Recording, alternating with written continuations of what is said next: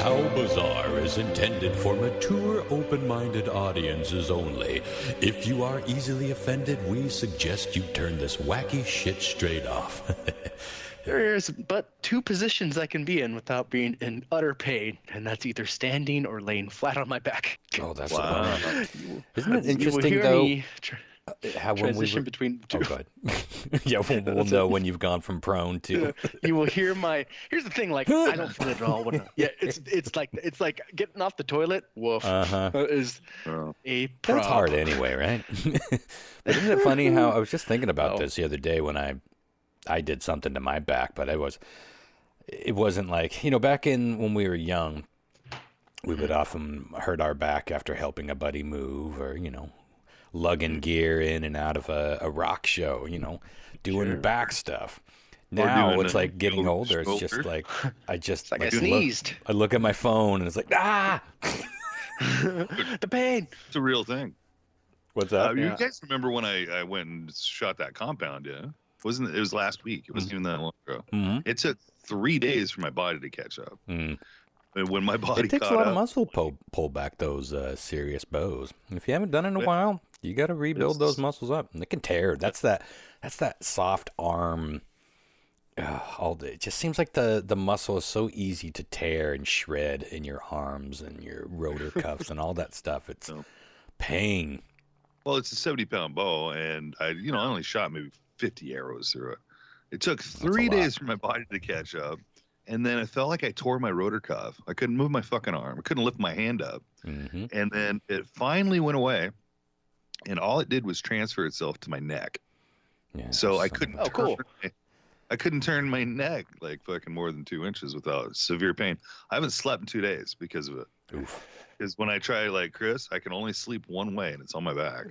And it's with my butt in the air, with my asshole wide out in the open. No, literally, I can't sleep sides. And I pray no one sneaks up on you, Lyle. I lock my door before I sleep. He goes to pick up his bow, but it's marshmallow hands. This is not the vulnerability I was referring to. He goes to pull it back and it plucks it like a bass string. Well, that's the whole thing. It went from everywhere. I went like, now I feel like I went to my very first fucking heavy metal concert and was headbanging all night, and then the next day when you can't lift your head up, I remember that's what I feel like. That's what it feels like, right? That's one of the weirdest feelings. Like, I remember one time I fell asleep for whatever reason. I collected these. I used to collect like old headphones, like the big bulky, like WKRP prop headphones. For whatever reason, I was listening to some tunes with those, or probably the scanner. They were better for voice or AM radio, and I fell asleep, and I slept. I mean, these things are huge. It's like sleeping on a giant man's fist, and that was definitely enough to prop my neck up in a weird way. When I woke up, I was in trouble, and it's that sort of panicky, like, oh, ooh, oh. And there's something very claustrophobic about it when you can't move to what you're used to being able to move, right? It's just like, it kind of makes me panicky. But a lot of it's that inflammation, man. You got to get it out. And that's exactly what happened with mine. My shoulder, it started off on my shoulder. It was 3 days of hell. And then that inflammation just rocketed right up in my neck. And then from there, it just carried all the way around my neck. Yeah.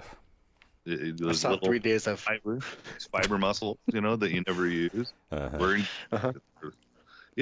When I would try to go to sleep, and this is why I haven't slept in like 2 days, I maybe got like 2 hours here, an hour here, there. Yeah, but it's rough. What you ever like worked on your back, like underneath your car or something, like changing out a starter or something, but like your neck starts just fatiguing so hard it can't hold your head up. Yeah, that's exactly what it felt like with something propped on my head, which didn't make any sense. Like a pillow. Weird. But it was those. Yeah, that sort of perceived weakness is an odd feeling. Yeah, horrible. I get it in my arm a lot because of whatever this fucking nerve damage I got is. But the scary stuff is when it's actual weakness, like true muscle waning, when you like go to grab some keys and they just drop. I do drop a lot of things, but I test my muscles all the time, and I don't really have true muscle waning, but I have a lot of that perceived weakness. It's just a bizarre sensation.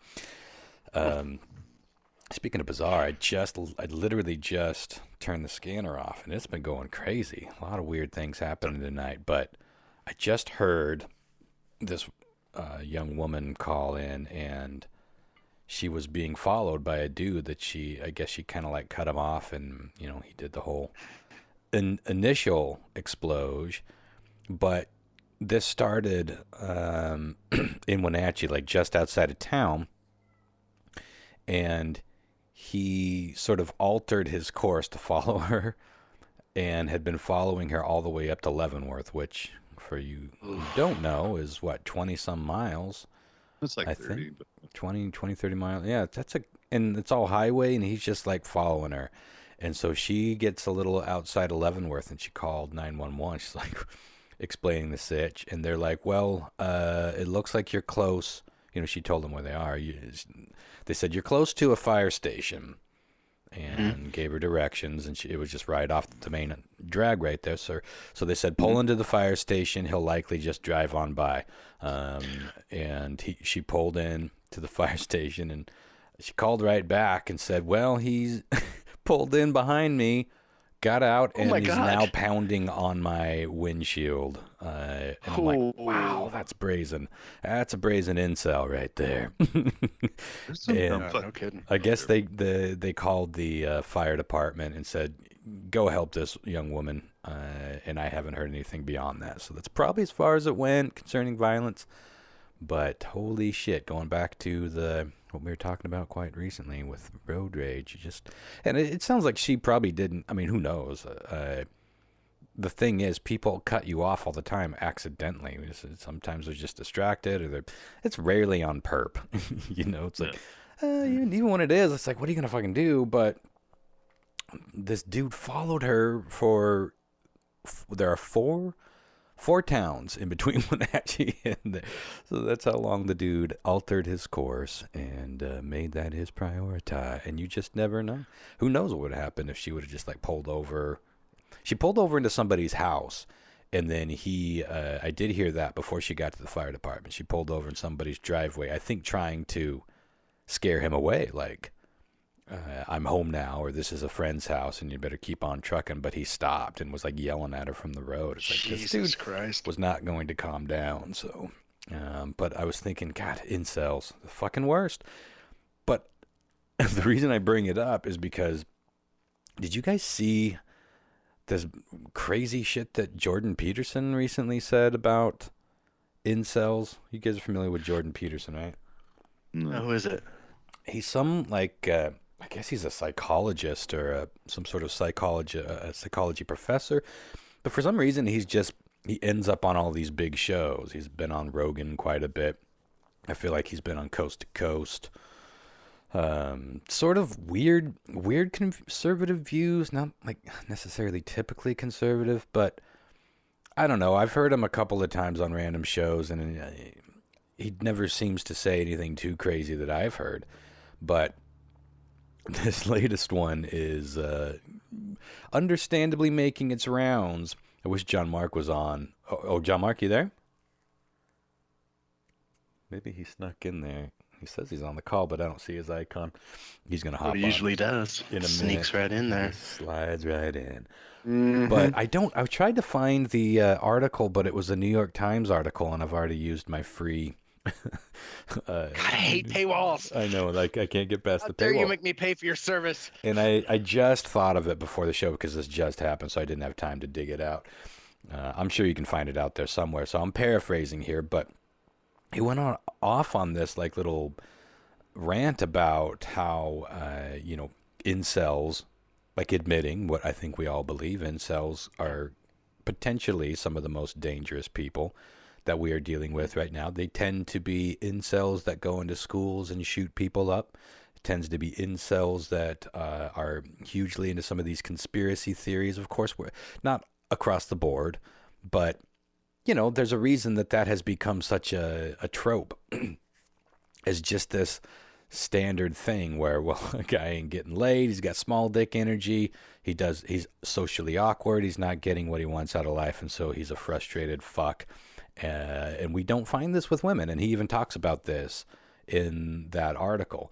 But the main meat, and again, paraphrasing here, he proposes that we move into a world of enforced monogamy. And you heard that right. God. Enforced Jesus Christ. monogamy. I know we're dropping the whole. Well, this is so Handmaid's Tale. This is the precursor, but it's pretty fucking fair in in this situation where you have a patriarchal stance such as this. So he basically goes on to say, if we have these weak-willed or these weak men who are dissatisfied with their lives, then the cure essentially is women need to do better at fucking these men. And the way he would like to see that happen is enforced monogamy. He didn't really get into the ins and outs of how that would actually happen, but I mean, it doesn't leave too much to interpretation, I suppose. Like, enforced is enforced. And so, but he did say that he would like to see, like, his rationale is, we have gotten to this place because women can have sex with just about anybody they want. For the most part, that was his claim. Guys, not so much. Guys have to be, they have to earn. They have to be better looking. They have to be taller. They have to be rich. If we force these women to not just have the option to sleep around with whoever they want, they are going to be more likely to settle down or settle in general, or just be forced to marry and stick to one cock for the rest of her life, or at least the rest of that relationship. And there's going to be so many people that take it as gospel and start preaching it. Yeah. Well, I mean, look about your grandparents' ages. I mean, that's how life was, you know. Well, who was it who said this? I came in late, obviously. You know, you Jordan would settle Peterson. down, have kids, and start a family. Well, that's his theory. And if they're not going to do it on their own, if society isn't going to shift back into a Leave It to Beaver thing, then we need to force it back into it. I don't know. Fucking insane to me. I don't think our economy could fucking stand that, to be honest with you, dude. It's our economy's so fucked right now that you need two parents fucking out working their asses off 12 hours a fucking day just to make ends meet. Yeah, well, look, I don't think anyone's going to argue that you're not better off, with two people as opposed to one, not just for raising or for out earning, and also getting some help. But but we're talking about forced. We're not talking about philosophical here. We're talking about something completely fucking next level. I mean, we could wax all day long about how the family model has changed for better and worse, and I think there are some betters, and I think there are some worse. But I think it's fucking insane to even out loud hypothesize that what you would like to see is forced Leave It to Beaverism, if you will. And maybe I just don't understand what he's really saying here. Go ahead, Lau. Right. But my point, what I was trying to get at, is that 2022, our economy wouldn't be able to withstand, you wouldn't be able to live, with a one-person income, while you're at the partner. It's hard. It's fucking hard. People are doing it, but it's we know one such person right here on the program. No, I know for sure Chris is awesome like that, but most people don't have that. They're working at McDonald's or it's working tough. 5-6 jobs. It's ridiculous. It's probably one of the hardest things to I witnessed Sarah going through it, and before Sarah and I dated, I dated some other people briefly, nothing like a relationship, but I witnessed a lot of single parenthood, and it looked like the hardest, most miserable scenario I could imagine. Of course, my lifestyle doesn't really jive so much with the lifestyle of being a stay-at-home parent, but I would do it. I mean, if I was in that situation, I have no doubt that I would do what I had to do. Oh, you'd be a great parent. I'd bust it out. But it's insanely difficult, and it's nothing but struggle. And even if you do get You know, the worry, and I'm hypothesizing, we should just turn it over to Chris for a bit here, but you know, the worry is that, well, things are good now, but what about the future? You never think about the future more than when there are children in your immediate world, and I'm guessing Chris can elaborate here. I mean, everything you've said is spot on. It's the truth, man. But it's also like you feel so lucky to be in it. It's just hard to explain. Like, I feel like everything has so much more meaning in my life now than it did. I know it sounds cliche and stupid, but like, fuck, it's the friends I had 4 years ago before I had Logan. I still have some of them. I'm still pretty, I'm still going to the barcade, having a good time. But like, everything is so fleeting. Like, blood truly is thicker than water. And as such a small family, feels really important. Yeah, you got to prioritize and weed some shit out. I wanted to say back to the incel thing. You know how I think, and maybe I'm not understanding what really drives an incel, but I feel like the way that we solved this problem is to legalize sex work and destigmatize it. Make it something that A, is accessible, and B, is not something that is frowned upon and looked down upon, in this terrible manner.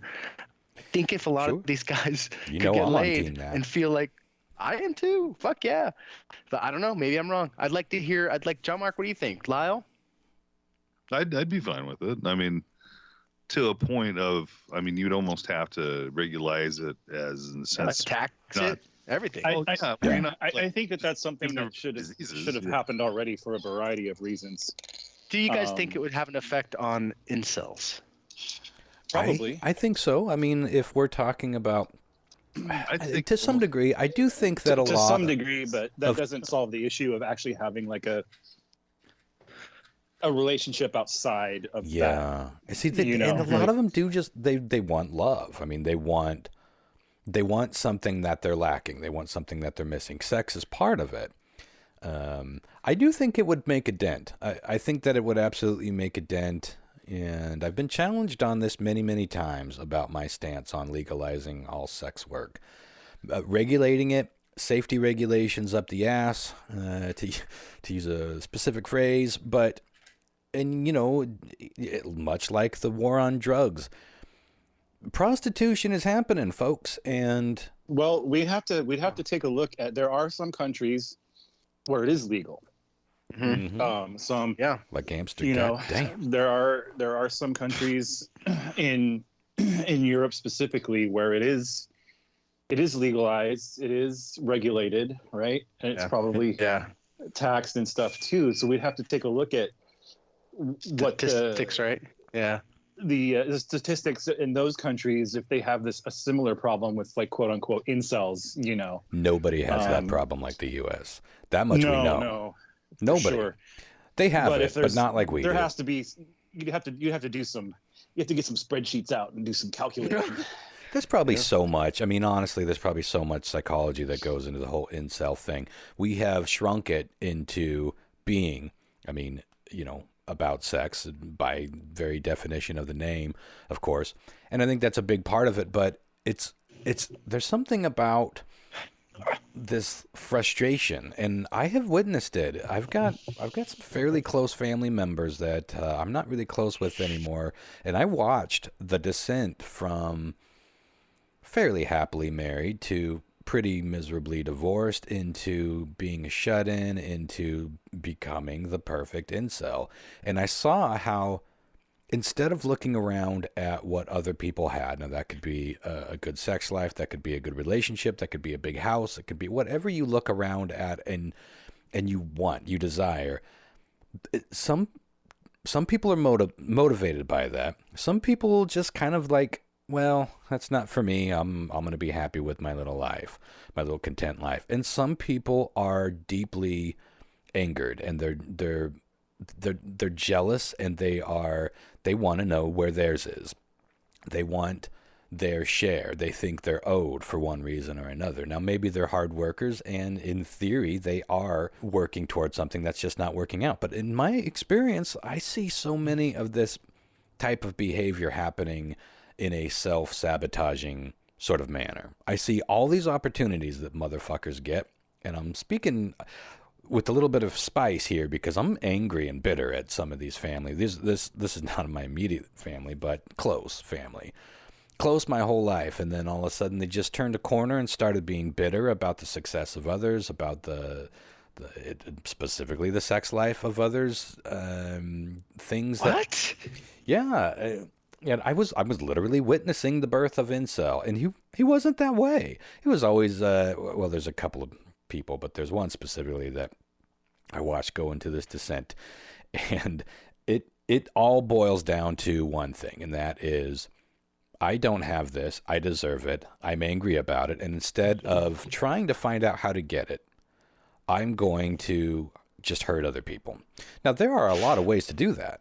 You can be sort of a home wrecker. You can be, we call them self-saboteurs, but most people we know that are self-sabotagers, they sabotage everyone around them as well. They're just destructive people, and people that plant themselves in all sorts of situations solely to blow the fucking shit out of it. And I have witnessed so many of those people going into that world that I don't know that one or two things could fix it. I think the curious thing is, why is it such a big problem in the U.S.? It's like, what is it about our society and our culture? And there's so much bullshit. We have done so many bad things. We make heroes out of the worst fucking people. We make legends, and all of these people that are rich and famous, not all of them, but most of them, more and more, are just kind of despicable human beings. That's fucked us up in ways that we can't possibly know. But, we're also figuring other things out. We're figuring out alternative lifestyles. We're figuring out, is monogamy the right way? Is it the best way? Is it the only way? And, going back to Jordan Peterson, I think it's insane. I mean, I don't know. Maybe you guys disagree, and maybe our listeners think maybe there's something to it. I think it's fucking insane to even talk again out loud. Even thinking out loud about the notion of enforced monogamy sounds like something out of a fucking nightmare dystopian TV show that I stopped watching because it was too fucking depressing. Sounds like one of our biggest nightmares, and more than the others too, Ronster. Listen, I remember before I started dating again, like dating in long-term relationship, dabbling in that, I guess. On this very program, it was probably the Tales from the Space Pod show, must have been, that I was really super adamant about being anti-monogamy. I don't know if I ever came out and said that I was anti-monogamy. I don't know if I ever really felt that, but I was certainly not thinking that I was going to find myself in a monogamous long-term relation ever again. And after a few years of dabbling in other ways, it's there's no perfect solution. And then I did have. I think our needs change too. One point in your life you may want one thing, and then things change. Who knows? Yeah, right? And I think that it's not impossible for me to imagine myself in a monogamous long-term relationship even now, but I have such a specific type of life that everyone, people often accuse me of being like afraid of commitment. I'm not afraid of commitment. I've been married twice, and I was with those people for 10 fucking years. That's over the fucking the minimum, that's over the average marriage at this point. Sure. And those relationships didn't end having anything to do with monogamy. Well, one of them kind of did. One of them kind of had a gray area there where things weren't altogether clear. But even then, there was a lot of other things happening. And so I've never felt like I was afraid of commitment, and I don't feel that now. And I definitely don't feel like I am like I have some of these avoidance issues that a lot of people do that keeps them out of long-term relationships. But I do acknowledge that there's a certain amount that I'm willing to give, and I'm probably not going to make a habit out of giving beyond that amount. I've tried to make that clear to people that I start dating up in the front, and But you know, it's one. There's all these phrases. Start in the back, Ron. That's the problem. I should have gone back to front here. I like the coziness. I like having somebody you can depend on, and I am a good partner in a lot of ways. But you know, it's one thing to say it; it's another thing to experience it. And it's like, sorry, I mean, you've seen me for 3 hours a day. Now I got to go do shit. I understand that that's difficult to live with and not normal to live with. And I don't expect people to live with it.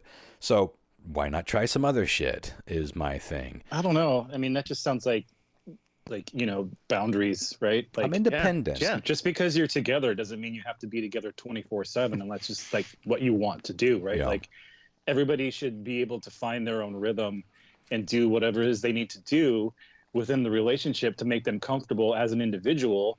And if those things don't jive with the other person, you can't work it out. And it's just like you living your life within the bounds of reason and respect for the relationship. If that doesn't work with you, you know what I mean? Like there's a certain amount of give and take, obviously, that has to happen, but you guys have to come together on most things. So it's like, if you're like, okay, well, I have to go do this, and it's just some normal shit, and they're like, no, you can't do that because, you know what I mean? It's like, well, what the fuck is that? You know what I mean? That's not going to work for anybody. But what you just described is most relationships. That's most relationships that I see. They're not doing it right. No, they're settling. And God, I was just talking to somebody. I wish I could name names. Not that you guys would know them, but it's a guy and a girl that I know. And the girl is fucking terrible. And the guy is weak-willed and frightened. Now, this is not gender specific. Flip it and make it gay. Do whatever you fucking want with it. This is not an anti-woman thing. I want to make that clear. But in this particular case, I feel like everywhere I look, I see one dominant and I see one sub, and it's not in a good way. Sometimes that can work. I have seen it work, but so often I feel like there's a type of person that sort of seeks out another type of person, not because that's what they're attracted to, not because that's what they're compatible with, but that's because they know that's who they can manipulate. And I see that going on all the fucking time. And so there's two things that need to happen. People need to stop manipulating others.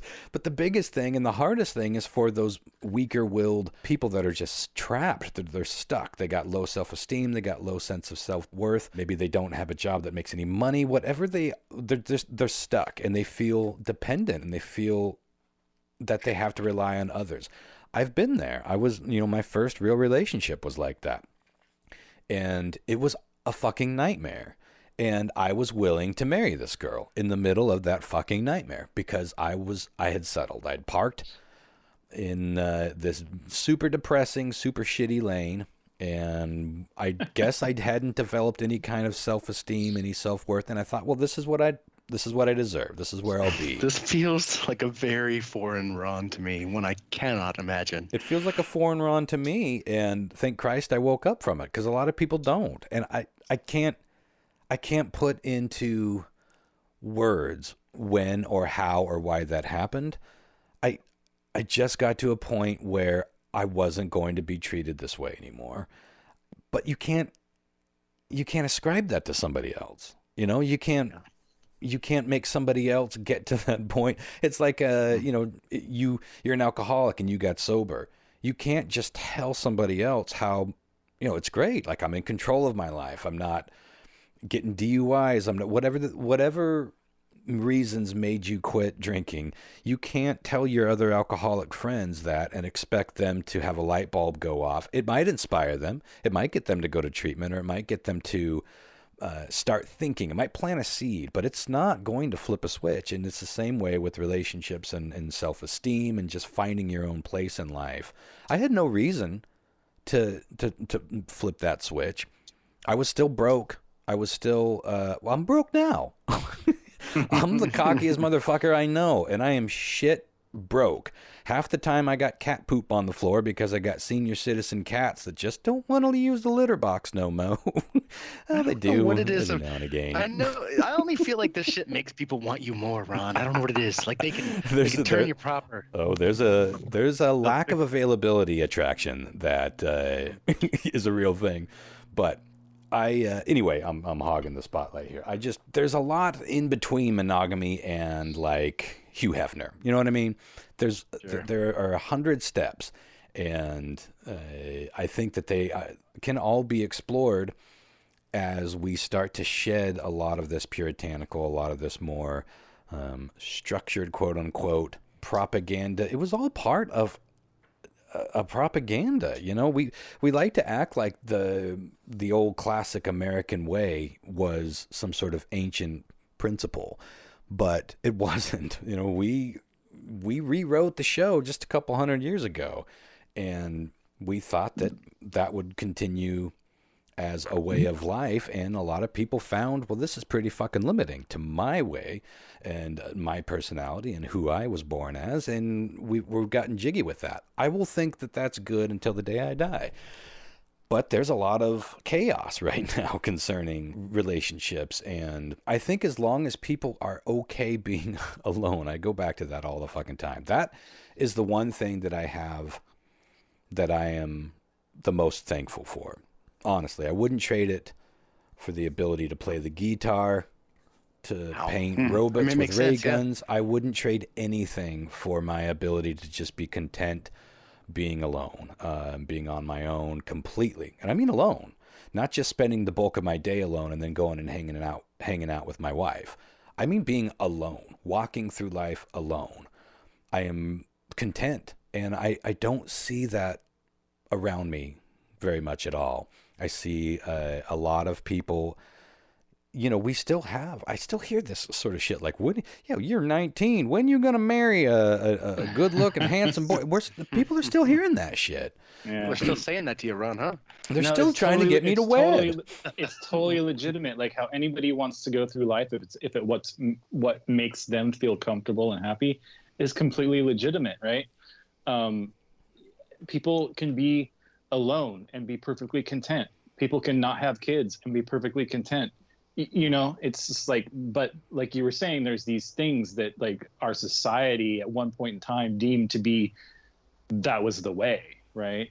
And I think a lot of them are carried over from way back in the past where, you know, it goes back to, you know, like people would die like at the drop of a fucking hat, and we needed to have more people all the time, right? Yeah. So it was like, you must have children. You must. And we reached a certain point where it's like, you can have kids if you want. You don't have to. That's why all the religions worked in go forward and be fruitful. Some version multiply.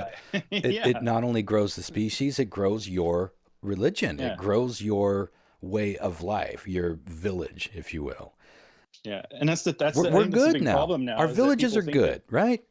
Exactly. People feel like they have to do that, and it's like, you don't have to. If it makes sense for you and you want to do it, then do it.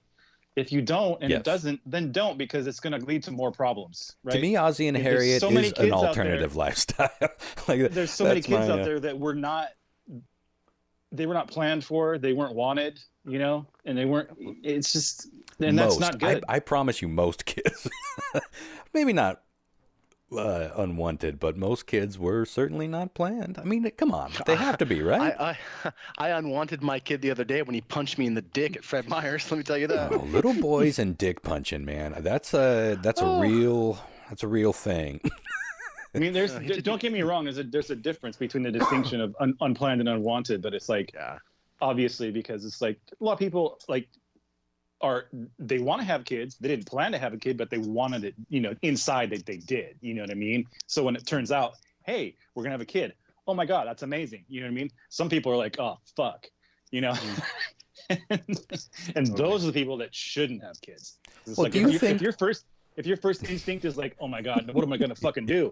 Then that's a bad sign, you know? I mean, that was my first instinct, John Mark, when I found out. And I was like, what the fuck am I going to do? Because Logan was totally I got a feeling that a lot of parents have that reaction. I was like, I mean, yesterday I said that about parenting him. I'm like, what the fuck am I going to do? Like, what am I going to do when he's a teenager? What am I going to do? I remember you saying when you found out that you were pretty stoked. I was, but not initially, sir. You got there pretty quick. It took me about 10 days. It took me about 10 days. It took me to the first doctor's appointment where I heard the heartbeat, and then I was like, fucking done. But honestly, like, I was we made an appointment for an abortion like we both were like, no, we're fucking 37. This was a Vegas trip. Yeah. So we were gonna abort, and then a couple of days went by, and God, I'm sharing some really personal shit. But Yeah, Bridget was like, you got into it. I was like, she was like, we've told this to any of our close friends. She said, I just don't think I can do it. And that rocked me for a hot minute, because I was like, okay, now I'm going to have a kid. And then that's when I had to get serious about it. And I mean, I think about that moment, and I have deep regret. Like, I have deep regret about that, because I couldn't imagine my life without my kid. About thinking about aborting, yeah. Well, not only thinking about it, but pushing for it. Like, I wasn't ready to be a dad. Sure. Well, I didn't think so. See, this is why I don't. Yeah, but you guys talked about it. You had a discussion. You know what I mean? You had like heartfelt. Yeah, you were. Oh, yes. You had emotional conversations. Here's what you're gonna do. And it wasn't just like. And you listened to her when she said she didn't want to do it. I mean, you did all the things. I was like, you're all right, and I'm so grateful. Yeah, and listen, this is one of the most complicated topics. I think everything is a fair thought and conversation. And I mean, listen, do you think that my parents didn't have an oh fuck moment when they were 16 in 1973, living in Entiat, Washington, with their super conservative family and friends? And my mom went to the one church that was there in Entiat, Washington at the time, and they were never, I don't know if they were thinking about an abortion. I can't imagine my mom ever going down that road. It's just too religious. It was too ingrained into her. Can you imagine when my grandpa had already tried to kill my dad even before that. My grandpa had straight up tried to murder my dad. And he tried to do it even when my mom was pregnant with me, and my older brother, who was tiny at that point, was in the front seat of the car. He was shooting at us. He was shooting at us. We're a bunch of hillbillies, but so, they certainly had their oh shit moment, but that's an extreme situation. I remember when I was loosely dating a few years back. I want to talk about an overshare. Of course, I won't name any names, but there was a moment where it looked like I might have gotten somebody pregnant, which was hard for me to believe because I always used condoms and they would break, but they never broke when when it mattered. Yeah, when it mattered. Now they say you can have a little pre-cum out of there, but I think they say that just to get you to be extra specially careful. Folks, don't take my word for it. Get a second opinion here. But, I think as long as you're relatively taken care of, it's just like it didn't add up. But here we were. Now, at this point, I've been with several women who eventually were late. And I wasn't sweating it out like they were because, like, in my experience, women are late all the fucking time. And it never ends up being anything. I don't know if that's just my experience, but it seems like women are fucking crazy, man. Their hormones and shit can shift them. Chemicals, food, moods, emotions, everything can shift some, we're talking like just a few days to maybe a week or even 2 weeks. I've seen some major shifts, and then all of a sudden, oh no, there's the period, and we're good to go. But there was one in particular where we really thought that she was pregnant, and I was doing the thinking. I was like, okay, in putting myself in that position, and I was in my 40s, and like, here's how, if it goes down this particular scenario, here's what I'll do. I just started making plans. I started, prepping, but you better believe that I was relieved when that didn't come through. It wasn't that I wouldn't know what to do with a child in a way that I wouldn't, I'd figure it out. But sure. That's what you do. You fucking figure it out, man. It's more about dodging the mom bullet, if you know what I'm saying. Oh, I know what you're saying, Roster. It's just like sometimes we made babies with people we wish we hadn't made babies with, but we still love the babies. Very common thing. Anyway, good Lord. That was quite a ramble, but Jordan Peterson. I don't know about that guy. He might be a little cuckoo and dangerous. He's kind of talking like an incel. I believe Jordan Peterson gets his dick sucked. He's very famous, probably well-to-do, very intelligent man. all the things, right? But he's talking like a fucking crazy incel. And then he did that whiny video where he's like, what will happen in a world without men? Imagine a time without men. And men are doing incredible things. You probably didn't see that. There are many women out there hoping for that day at this point. Let it come. Well, maybe he's right. Maybe they are imagining a world without men. But he's like almost crying. Maybe he was crying. I don't remember where that was, but there's a video of that. And it's just like, God help me. I got to find it. I got to play a little of this shit and see if it's as bizarre. Because the woman asked him a question. It wasn't even like... So keep in mind also that he has some sort of I don't know, some kind of autoimmune disorder where I think it's an autoimmune disorder where he was like on he got addicted to benzos and had to go to Russia to get off them. What's a benzo? He's not I would say that he probably has some other shit going on up in his brain there. This might be it. This might be it. Let's give it a listen. Jordan Peterson talks about toxic masculinity. That sounds like one of the words that I heard. Let's see. This is from Vocal Madness. We met some of your fans, and we got the impression they were all male fans, the ones that we talked to. And that they were struggling with their manhood, and that you give them this message that it's okay to be a man. It's not okay. It's necessary. Oh, wow. What the hell are we going to do without men? You look around the city here, you see all these buildings go up. These men, they're doing impossible things. They're under the streets, working on the sewers. They're up on the power lines in the storms and the rain. Never heard of Rosie the Riveter, but anyway. Functioning. This thing that works in a miraculous manner. They work themselves to death, and often literally, and the gratitude for that is sorely lacking, especially among the people who should be most grateful. You see university professors, you bitches out there, the social justice bent, who are among the most protected this dude's nuts. People I'm sorry. that the world has This ever produced. guy got a small PP. Take everything they have for granted. He's not in his right mind, that's for sure. Well, listen, I understand at least a hint of the seed that grew this nutty tree. he but are you really going to sit there and say that men have not been appreciated and not been rewarded through That's a tough sell, my friend. Anyway, that's all I'm willing to play. Do you know when this interview was from? Yeah, it was fairly recent. Oh yeah, it's definitely recent. I think it was late last year. Okay, yeah, he's gone through some shit, and who knows what. And well, you heard the question. Who knows what the guy was? Did that woman say? What will the world look like after we women rid it of men? No, it was like, yeah, you tell your your predominantly male audience that it's okay to be a man. It's not only okay. He's obviously fucking lost the plot. Like I've heard him talk before, like several years ago, and he seemed completely rational and stuff. That's what I was thinking. Like I haven't listened to a lot of his shit because I just heard it here Telephone and there. Telephone poles will fall down. But he obviously sounds trees like he's will grow kind of at pussies. the end of his fucking. He sounds like he's at the end of his fucking rope for sure. So guns will shoot themselves without men. What will happen without men? Yeah. Water will flow uphill. Good luck without men. You sound like Morty. Come on, fuck? Morty, let's go. Come on, let's go. Happening in people's heads. He's becoming an incel. So of course he's going to start writing a world where incels excel.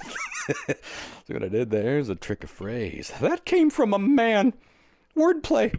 Without men, wordplay would cease to exist in a world without men. I really like this voice you're doing. I wish this be a reoccurring character that comes and gives us advice on how I might have to bring him back something. for news quiz. I might have to answer please do. no, if there is a world with no men. Speaking of, we have a guest tonight. We're going to have a guest playing a listener, our guest and friend, Michael Warfield, who I did mention on last week's episode as the man that not only gave me a funeral home to work with, but I ended up being the gentleman that drove my dad to the funeral home in question. Oh, that's I amazing. found out later. So it made me feel really good that my pop's last ride was with a friend, you know. That's awesome. Some weird love. Yeah, well, it made me feel really good. So. Well, we should get moving on after my... Sorry, I feel like I just went on and on for about 30 minutes there. But before we get going on, I have a game plan for you guys, and you're going to weigh in on which way we go with it. But, Lyle, you need to give us an update, because you teased last episode that you were about to go into the doctor, and they were going to see if... everything was looking good because your ablation surgery seemed to have stopped the arrhythmia, but you needed to get some signing off on. What did you hear from your doc? My cardiologist had an appointment with him was it Friday? I think it was last Friday. Anyway, all went well. They said that I could get off the blood thinners. That was the bigger kind of elephant in the room I wanted to get off of, because I don't particularly like being on drugs anyway. But so they gave me the green light to, because it's been a month, to get off the thinners. But I don't know. It's different. I mean, it's good in a good way, but it's bad in the dialysis way. Because lately I've been crashing. I mean, they had me throwing up the other day. Oof. Yeah, it's my heart's working right. And now we know what fucked it up. It was the dialysis. Okay. So it's mostly good news. You're still sick. You got to get a kidney, but it sounds like at least one thing we can check off that the procedure worked. Yeah. Yeah. That's good news, and I thought that the audience would want to hear that, and it's worth celebrating. I know no one is going to think that, well, now Lyle's out of the woods. It's basically, it just got him back on the path of getting out of the woods, but that was a doozy of a fucking detour. Yeah. Did you guys have anything you wanted to get to before we get to my game? No, I have some feedback, but I thought I'd do that post-news quiz so we could get Warfield on time here. Yeah, and we're not going to do... We originally said we were going to re-kick Album Club. We'll do that next week. We recorded these two last shows pretty close together, and I'm still kind of on the fence. It's down between two albums, but I want to put a little more thought into it. I think I got it picked, but we'll do that next week. So awesome. We'll end this show with feedback. Well, why don't we get onto my game, because you guys got to choose, and we're going to do a round of elimination. Now, originally, I had planned, I got a list here of Internet Movie Database's top highest grossing Christmas movies of all time. And I have the top 32. But as I was looking through it, I was like, yeah, there's a lot on here that makes sense, but I feel like a lot of your guys' Is this going to be like the horror movies where it was like, what? That's a horror movie? What the fuck? No, I don't think it'll be quite that disappointing, but there were... I don't know. I felt like it was going to be a little bit harder, so I came up with the second one. But looking at this, I don't know. It's kind of a crapshoot, but I feel like I might push you closer to the second option, which is a top 25 that was from Time magazine. I think is where I got this. Top 25, the best Christmas, the best movies that were set around Christmas. Now this is a very different thing, because I can tell you right off the bat. Well, no, I'm not going to tell you that. But, there are movies that a lot of us think of around Christmas that are certainly not quote-unquote Christmas movies. And then there are movies that are set around Christmas.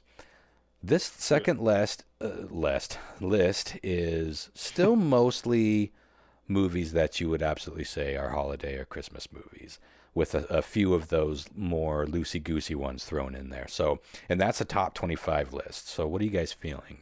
Highest grossing of all time, or the most popular movies set around Christmas? I really want. Let's go.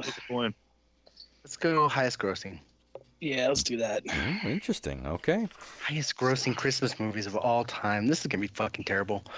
Yeah, I think the second one might have been easier, but I'm curious to see how this goes. So We will start with Christopher. I drew numbers, not having anything to do with you guys before. But the order is going to be Christopher, then Lyle, then John Mark.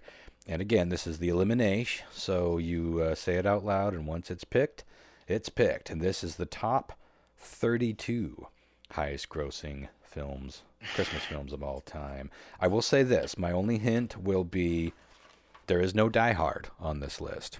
There was a Die Hard on the other list. That's so that's the difference here. This is strictly, well, maybe Die Hard would have been somewhere further down the list. Maybe they do consider that, but this one is much more strictly Christmas movies. Like, it's a Christmas movie, not an action movie set around Christmas. So, with that knowledge, Christopher, what is your first guess? And my one clue, I forgot to spit it out, is you're going to have to think newer. There are some classics on here, but most of these are newer, and that's why I think it's a bit tough. Well, that's going to fuck me up a little bit. Okay, I'm going to go with my gut instinct and my favorite Christmas movie of my childhood and go with Home Alone. Home Alone. Well, that was a good one to start off with. Number 2. Right. And that is worth 31 golden points. Right. I remember seeing this in the theater several times. Yeah, that's one that a lot of people, once they think of it, they're like, oh, yeah. But because it doesn't have Christmas in the title or, holidays, and sometimes that's not right at the top of their head. It's definitely a Christmas movie, though. It's hard to even picture it without seeing Christmas lights. All right, Lyle, you got a chance to get number 1. Number 1 and 3. I don't know, man. Top 5, actually. I wouldn't have gotten these. Oh, really? The movies I know, but I wouldn't have gotten them. What about A Christmas Story? A Christmas Story? Let me see here. I got a lot to flip through. I don't remember seeing that one on the list, but let me make sure. No, Christmas Story is not on the list. Oh, crazy. Yeah, that's what you get for box office versus favorites. Right. Yeah, it gets tricky. Yeah. Now, we'll try a few rounds of this. If it's not going well, we can proclaim... I think it's going great. We can proclaim whoever's a winner at that point and then move on to the other list. But we'll try this one. We'll see how it goes. All right, so Lyle had a whiff. John Mark, what you Christmas Vacation. Christmas Vacation is on the list, but not terribly high. It is at 23, but that gets you 10 points. So that's not bad. Back to Chris. It's one I've never seen, but I know they did it, and it was really popular, and I think they did a sequel, and I think it's called The Christmas Chronicles. Is this one of those top 10 weird ones that you're referring to? With Snoop Dogg, he's like, Christmas Chronicles. Christmas Chronicles with Dr. Dre and Snoop Dogg. I'm not seeing the Christmas Chronicles. Now, is that the name of a trilogy that has independently named movies? No. Like I said, it was kind of a guess in the dark. No, I'm not seeing Christmas Chronicles on here. Okay. So I think Kurt Russell, wasn't it? Yeah. That's a good chance for you guys to get a little catch up here. Lyle, you're going to need one of these in the top 5, especially. If I could pull this off, I doubt it, but it sounds something like this. It'd be like, well, Jace, was that another bell that just rang? Oh, my. Time. Going with It's a Wonderful Life, are you? Yeah. You know what's... boy, I don't think it's on this one. Such a depressing show. That's my favorite Christmas movie of all time. That's one of my favorite movies of all time. There are some classics, but like I said, not really on this one. But yeah, that one didn't make nearly as much money as some of these others. It was that was on the one. That was number 1 on the other list. So two very different lists, but good guess. But no. All right, back to John Mark. But what about Elf? There you go. Guess. Elf is number 6, and that puts you right back in it. In fact, that gives you the lead. That was worth 27 points, which gives you 37 over Chris's 31. Lyle's going to need a... yeah, you're going to need a miracle guess. A Christmas miracle. Now remember, one might say. Think newer. I think most of these big ticket ones, there's a few classics in there, but Think newer. You say newer. You thinking like 10 years, 20 years? Well, yeah, definitely. I think 20 years is the biggest window, but there are some on the top 10 that go further than that, but not by much. Okay, how about, is it my turn? Yes, your turn. Polar Express. Polar Express.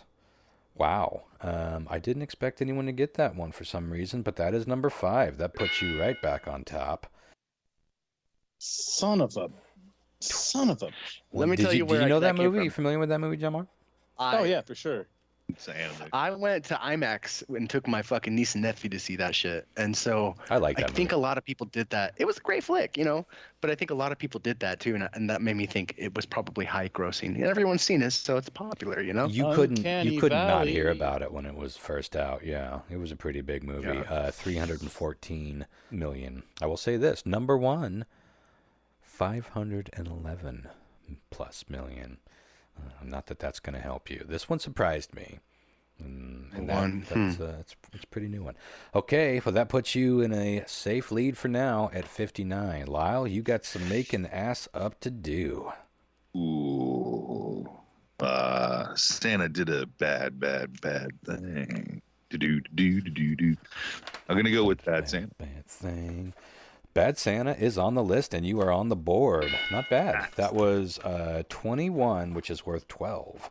So at least you won't get skunked. You still got a lot of work to do, but I'm guessing that most of these other guesses, they might add up slowly. How about, is it my turn? I think it's John Mark. Sorry. John. Jeez. Santa did a bad thing. What about Scrooged? Scrooged. Okay, Down at the bottom. Scrooged that's a great movie. It should be higher up, but I get why it's not. 26, and that gives you 7 more points, which brings you to 40 deuce. To Christopher's 59. So still a close game between you two. All right, back at you, Chris. Sounded like you had something on deck. The Santa Claus. The Santa Claus, starring Tim Allen. I gotta say, that's one of my favorite Christmas movies. And, I love that flick. Yeah, it's a good movie. And that is number 8, which gives you another 25 points. You're kicking ass at this. Suck it, bitches. Yeah. All right, Lyle, what you got? My mistletoe, motherfucker. The Grinch Who Stole Christmas. Oh, shit. That is number 3. Hang on, let me add up. Let me add...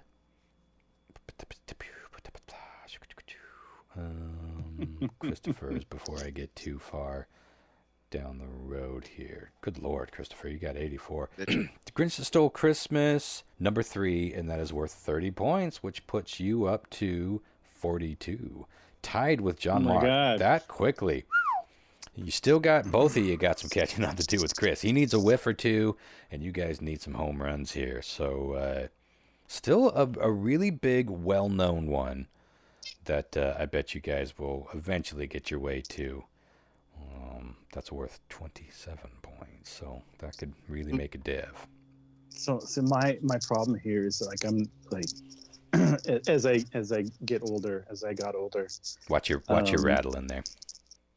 I was not really into Christmas so much, so the Christmas movies were not my forte. So I'm trying. Well, that would help you here because none of the top 10 are classics. God. Santa Claus was the only one. I'll tell you that. Santa Claus was the only one in the top 12 that went back to the 90s. Wow. Fuck. Yeah.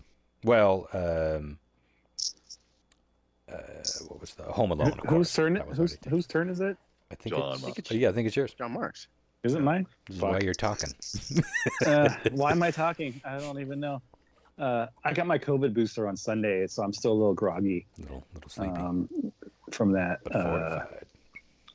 Yeah, fortified with the juice. Give me that COVID juice. So this is probably on the other list, but it's the only one I can think of right now. I'm going to go Gremlins.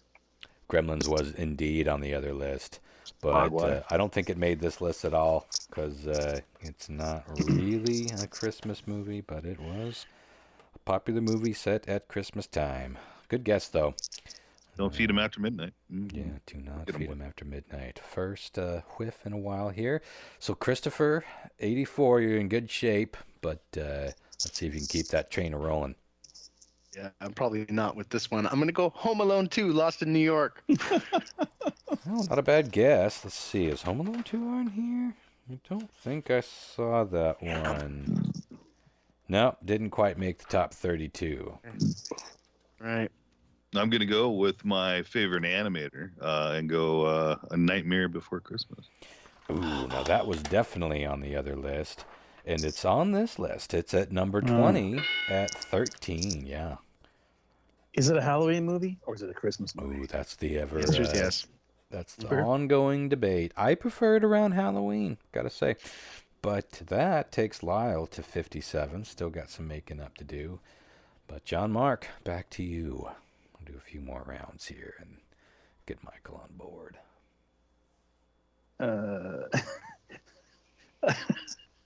Yeah, it gets tough here. But there's plenty of very recognizable, very memorable movies on the list still.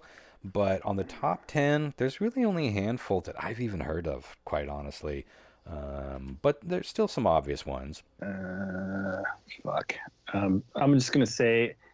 So this is probably not one of them because it's going pretty far back, but A Miracle on 34th Street. That is the only old classic that was in this list. That's going all the way back to 30. So you only got 3 more points, but that takes you to a nice even 45. Nothing wrong with that. Points 45 works every time. Yep. Like a rom-com, like I think Love Actually is the Christmas movie, right? Like, is Love Actually on there? Mm-hmm. Love Actually. I feel like that was on the other one. Nope, no Love Actually. Damn it! I'll give you the other list, and when we're done with this, and No Love Actually. I think you'll see that you guys might have had a little bit easier time with that one. But I'm enjoying this, and you guys are doing pretty well, actually. I think you're doing better than I would have. Although I definitely would have guessed number 6, which is worth 27 points. Very, very popular movie. One of my favorite annual watchings. And I don't have a lot of those that came in the 2000s. What about Christmas Carol? Christmas Carol, number 4. At 325,000 million. So the whiskey's kicking in. How many versions of that are there, and which version of it is on the list is the question, right? This was the 2009 version. Okay. And yeah, I'm just going on the titles here. If you guys get one of the titles, whether it was the remake or the original in your head, I'm giving it to you. Because that's the thing is that like I didn't even think of that because it's like how many versions that have been made and like which one I don't know. Anyways, yeah, I said, that's fair. Brain fog. I see you. But that was worth 29 points. So that, good Lord, does that put Lyle in the lead? 57 plus I'm out. Let's all go. 7 plus 9. I'm out. I gotta manually math here. Sorry, gang. Hang tight. That puts Lyle at 88. He's taking the lead by 4. So won't take you long before you'll catch up, I'm sure, Chris. But running out of Christmas movies, bro. You got to remember, number 1 is still there, but this is a this one is tougher. How about a hint? Since we're getting to a fresh round of guesses, how about a hint at number 1? Well, a hint would be that it is a remake, but the name is. See, I've given you the remakes when it was the same name. This is a remake, clearly, or a reboot, but it is a very specific name.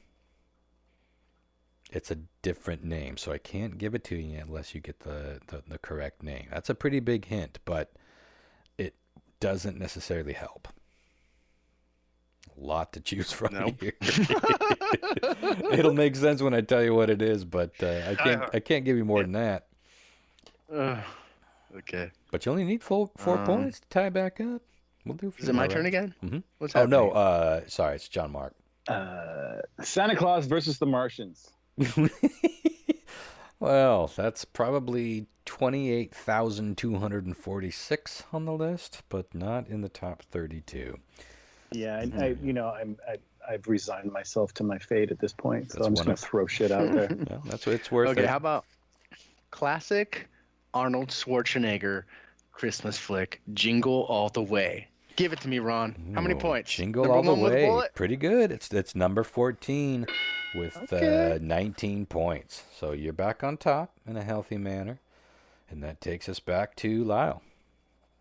I had to think back on this one. It was an anime, but Rudolph the Red-Nosed Reindeer.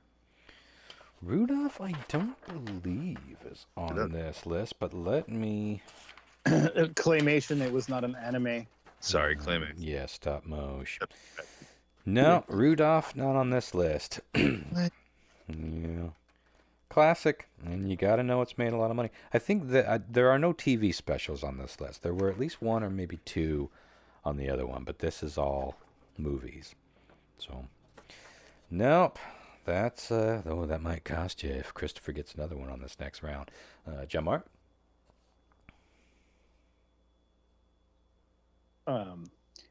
I'm going to say, I'm going to keep in keeping with my tradition of movies that are not on this list and movies that I think people should watch for Christmas. I'm going to say Rare Exports. Well, that's not a bad way to eat up the time. No, Rare Exports, not on this list. Everybody should watch Rare Exports. It's one of my favorite Christmas movies ever. It's more of like a Krampus movie, but it's a Christmas movie, so watch it. Interesting. All right. Well, that's a whiff from John Mark. Christopher sitting pretty with 103. Lyle at 88.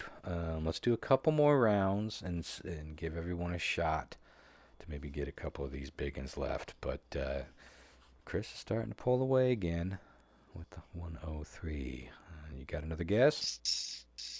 Somebody say A Christmas Story already? Yeah, that's already been guessed.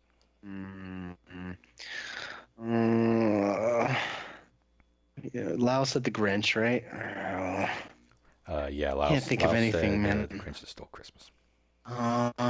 Fuck. What else is Christmas? Rudolph the Red-Nosed Reindeer's been taken. You do pass. Yes. Yeah. Good.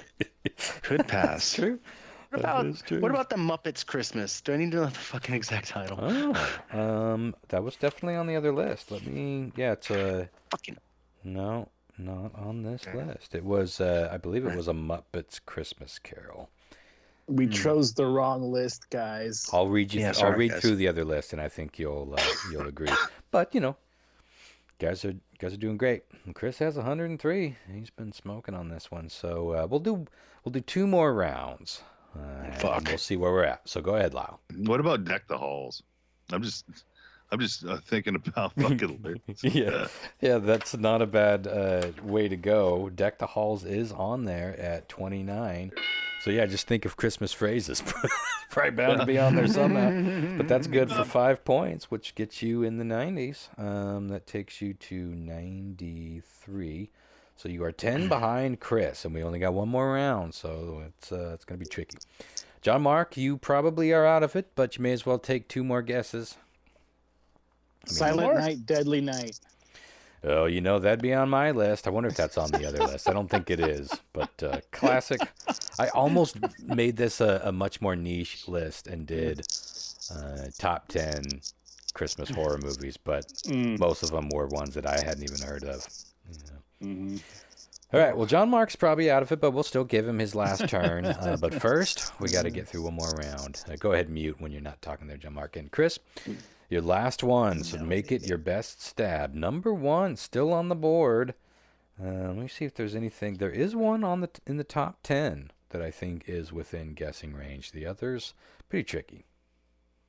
I'm going to go Santa Claus 2. And you did it. That was the top 10. And that probably seals it, because that was worth 23 points, which puts you at 126. But let's see. Mathematically, I think it's impossible, but let's give you guys one more round. If Lyle gets number one with the bullet, right? It's pretty close. I think that it'll be pretty damn close. 32 plus 93. Well, I don't know. Yeah. Right? Well, I don't have to do it in pencil. Lyle, what you got for number one? It's going to have to be number one or nothing. Oh, man. Die Hard. He knows it's real.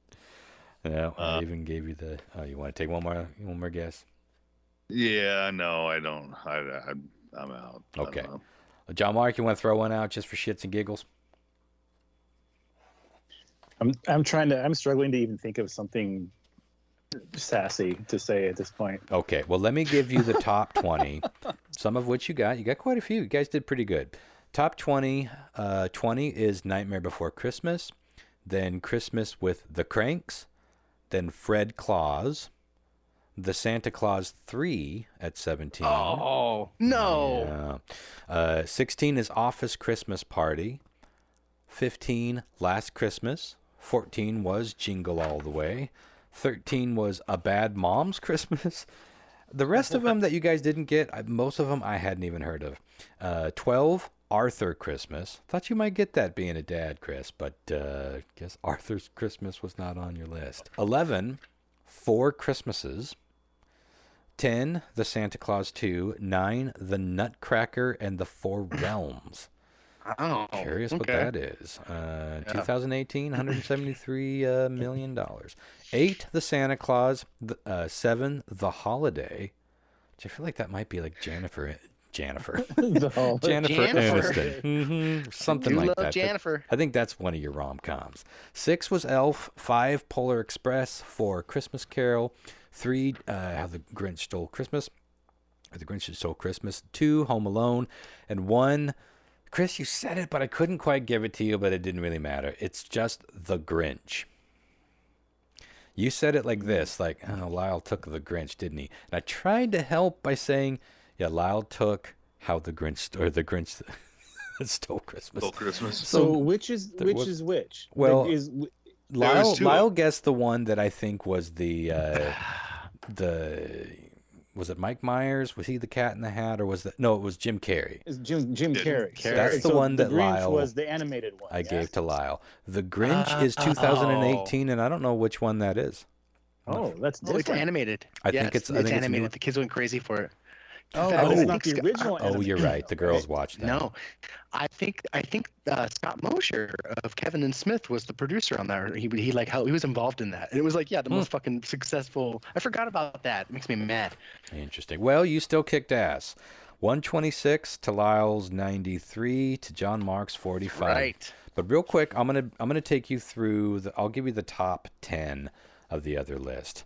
This number 10 confused me. I saw this movie, but I don't remember much of it. Kiss Kiss Bang Bang. Now remember, these are most popular movies set around Christmas. Number 9 was The Snowman. 8, Edward Scissorhands. I'm surprised none of you guessed that for this one.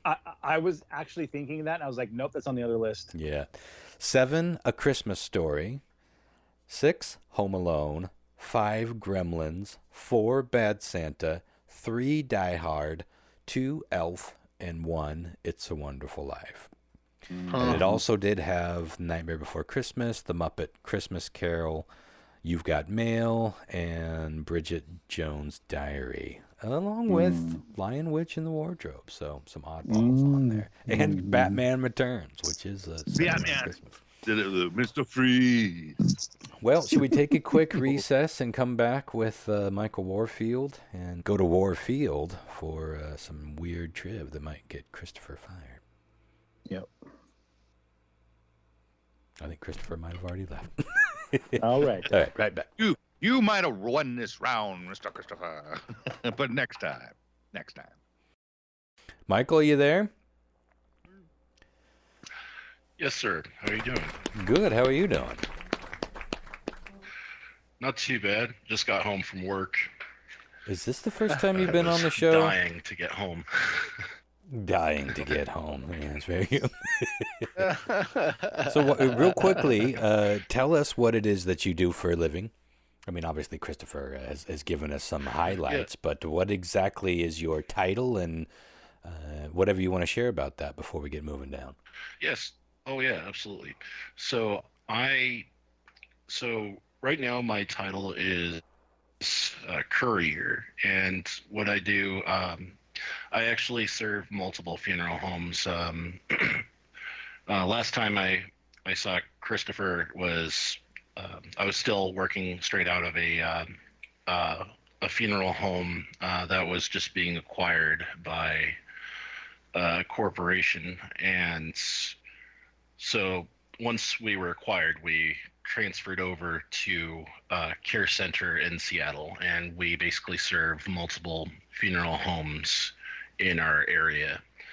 And I was a removal driver for about 2 years, and then I was asked by my boss if I could help to the. We have a care center in Portland, and their crematory retort, ironically, caught on fire. Wow. Yeah. So the ventilation what caught on fire somehow, and it was so bad that it was beyond repair. So they had to buy all the parts to a new retort and build it from the ground up. Holy shit, and man. it was expected to take half. It got fixed up a little sooner than that, but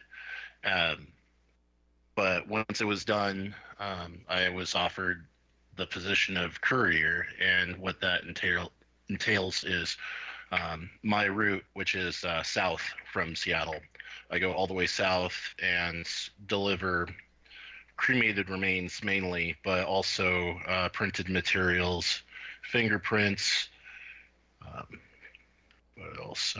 Death certificates. So I'm probably going to be delivering the death certificate for your father, Christopher.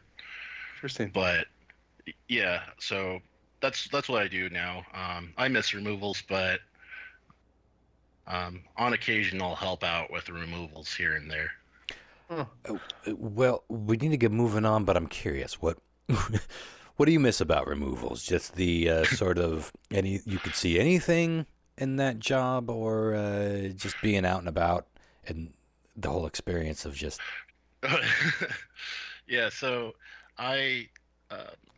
so when I first learned about it, I was in nursing, and I had a patient had died, and I was just like, oh, well, they're in a better place now.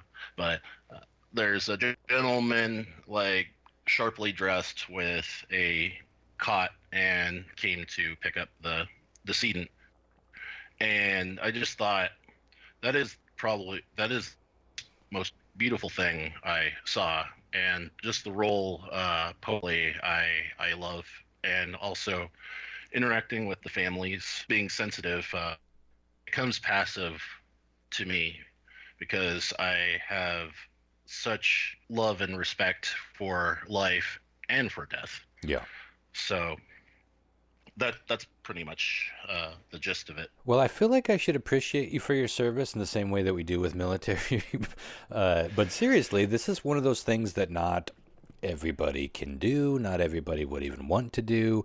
And even out of the people that want to do it, not everybody should, and not everybody would be good at it. As Christopher said when he shared his story last week about how important it was that his experiences with everybody along the way were, kind and patient, and sort of had a gentility, if that's a word, about them. Yep. And so I appreciate what it is that you do. And you reached out to me a while ago. I cannot remember if I ever gave you the shout out. I meant to give you the shout out on the show. You were on another podcast who was done by our buddy Rob Goff, who was on our show, Rob the Undertaker, one of our most downloaded shows to this day. I can't remember if I ever gave you that shout out on the show, but that episode is available. How can people find that? Which episode are you on? Yes. So the podcast is called Member Talks with the Washington State Funeral Directors Association. So it's Member Talks, and then the acronym WSFDA. Okay. And if to wherever you get your podcasts. You should be able to find it easy. And on the episodes, it'll just have my name, Michael Warfield. Got it. We were this close to naming our podcast Member Talks for a very different reason, but we decided we were like, well, it's already taken. But I was happy to see that our boy Rob is doing an industry-centric podcast. Very niche, but very fascinating. I listened to your episode, and we appreciated the shout-out that we got from you guys there. So, without further ado, how do you want to proceed? Actually, Chris, I should let you weigh in here because you have just worked with Michael. Or would you phrase it that way? What's happened? How was that interaction? Oh, well, I just reached out to him because I've known Michael for a long time now, and I know what he does. And I was like, I had no idea. You guys knew each other. So, yeah, I met Michael through the pinball community. I think I forgot that. And he started listening to the podcast, and he's one of the kindest, gentlest giants you're ever going to meet in your lifetime. And I was going to ask, I don't know if anyone's sleeping around you, Warfield, but anytime Warfield enters a building, he has this, usually it's a pinball setting in my experience. He has like a war call almost, if you will. He's got a very booming voice. And Warfield, would you say you're ready for a news quiz? Absolutely. Let me get my microphone away and do the thing. Here it goes.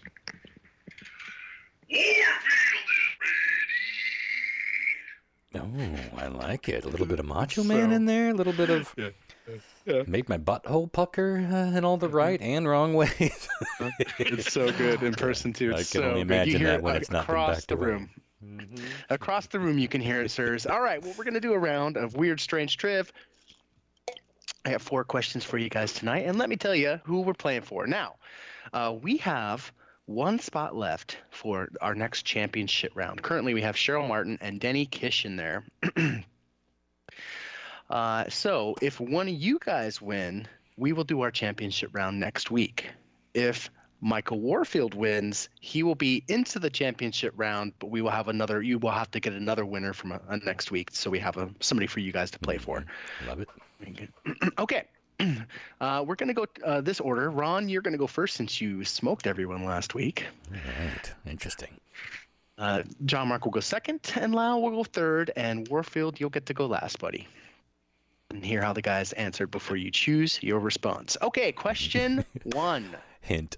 Go the other way that Ron does. Although lately, I've had a few. I had a few in my pocket. All right.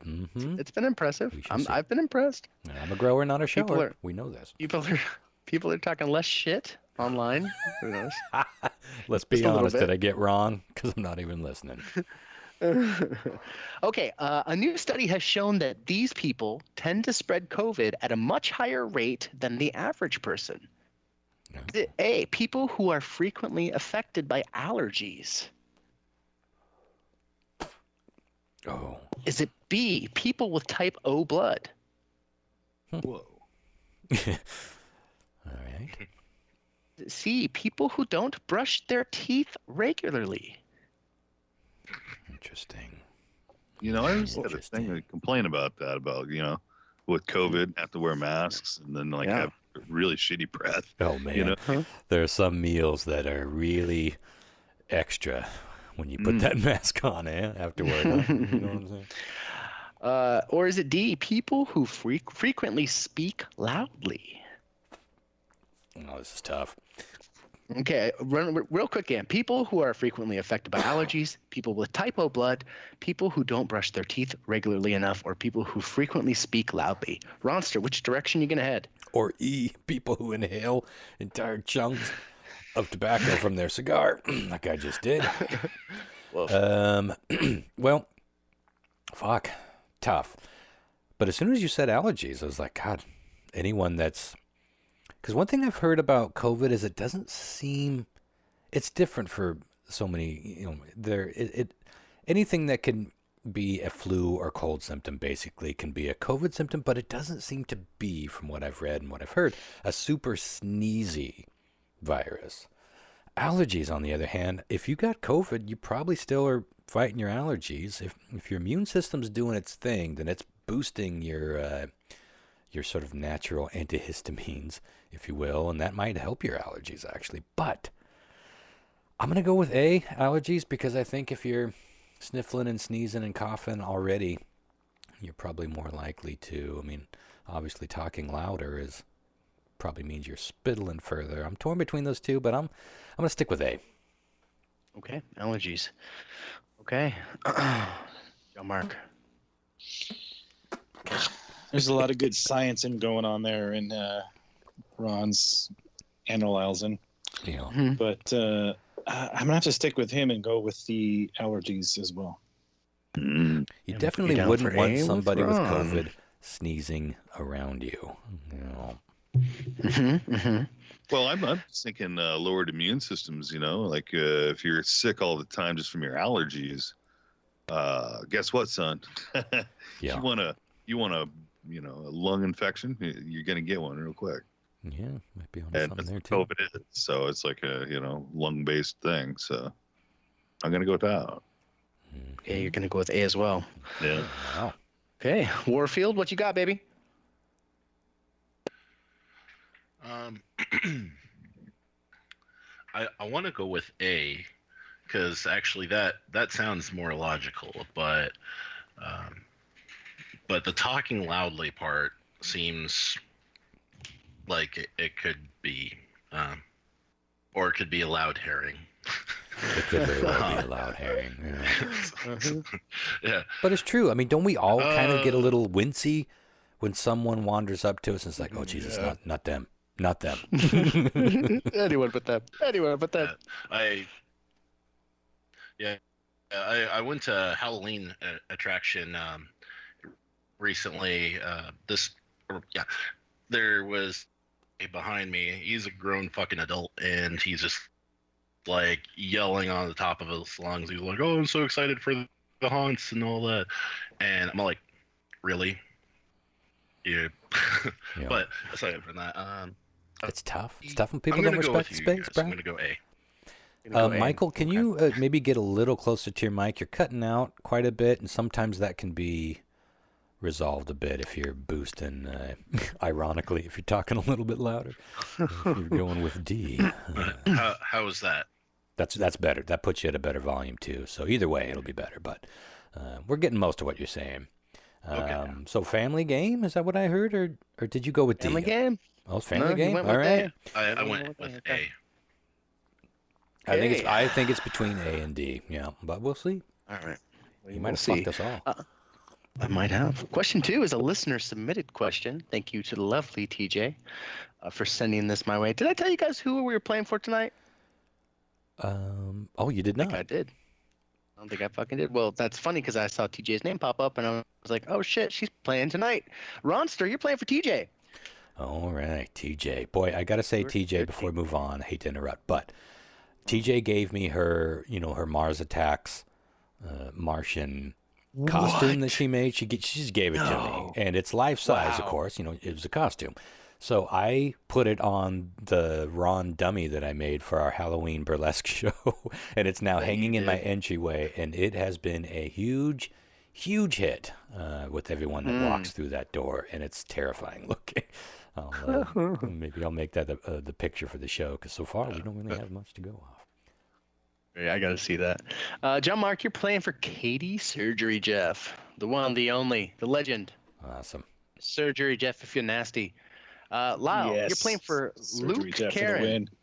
Right on. And then Warfield's obviously playing for himself. Okay. Sorry, question 2 is who's Lyle playing for? Luke.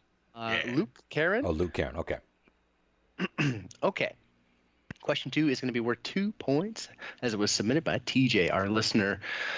So don't fuck around here. The New York Post broke a story about a woman who caused a bit of a stir on a Delta flight from New York to Atlanta just recently. The woman had decided to do this while on the plane, which ended up getting her a direct appointment with security once the plane landed. What was she doing? Was she, A, when she was asked to wear a mask, she removed her underwear and put it over her face? on the plane. It's kind of hot. I know.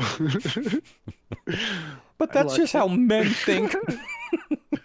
No one would think that was hot without men. Sorry, Michael, that'll be confusing for you till you hear the episode. He's like, no, I understand. Wrong. Is it B? She butt chugged a bottle of champagne she snuck onto the plane after attendants tried to remove it from her. Butt chugged. Bold move on the plane.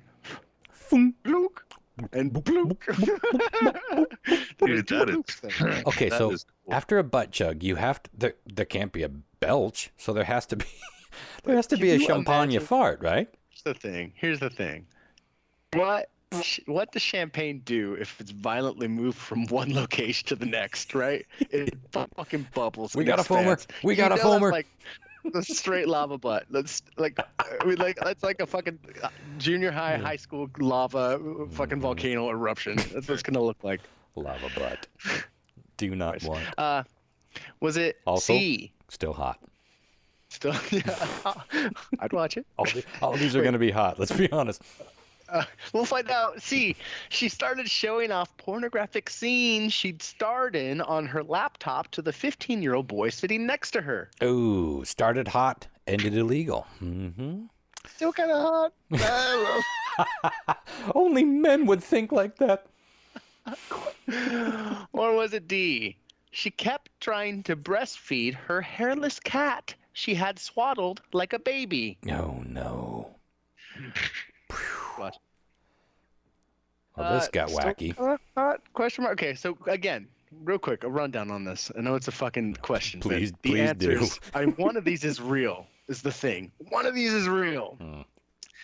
New York Post put a story up about a woman who caused a bit of stir on a Delta flight from New York to Atlanta. The woman decided to do this while on the plane, which ended up getting her a direct appointment with security once the plane had landed. What did she do again? Was it she was asked to wear a mask, so she removed her underwear and put it over her face right in front of everyone. She butt chugged a bottle of champagne. She started showing off her porn scenes she starred in on a laptop to a 15-year-old boy sitting next to her, or she kept trying to breastfeed her hairless cat she had swaddled like a baby in her lap. Ron. Well, I'm so tempted to go with D. Meow. Meow too. And yet, I'm just picturing you writing that answer from scratch. So stoned, just like gleefully. Let's go to this fucking hairless cat. Hairless heron.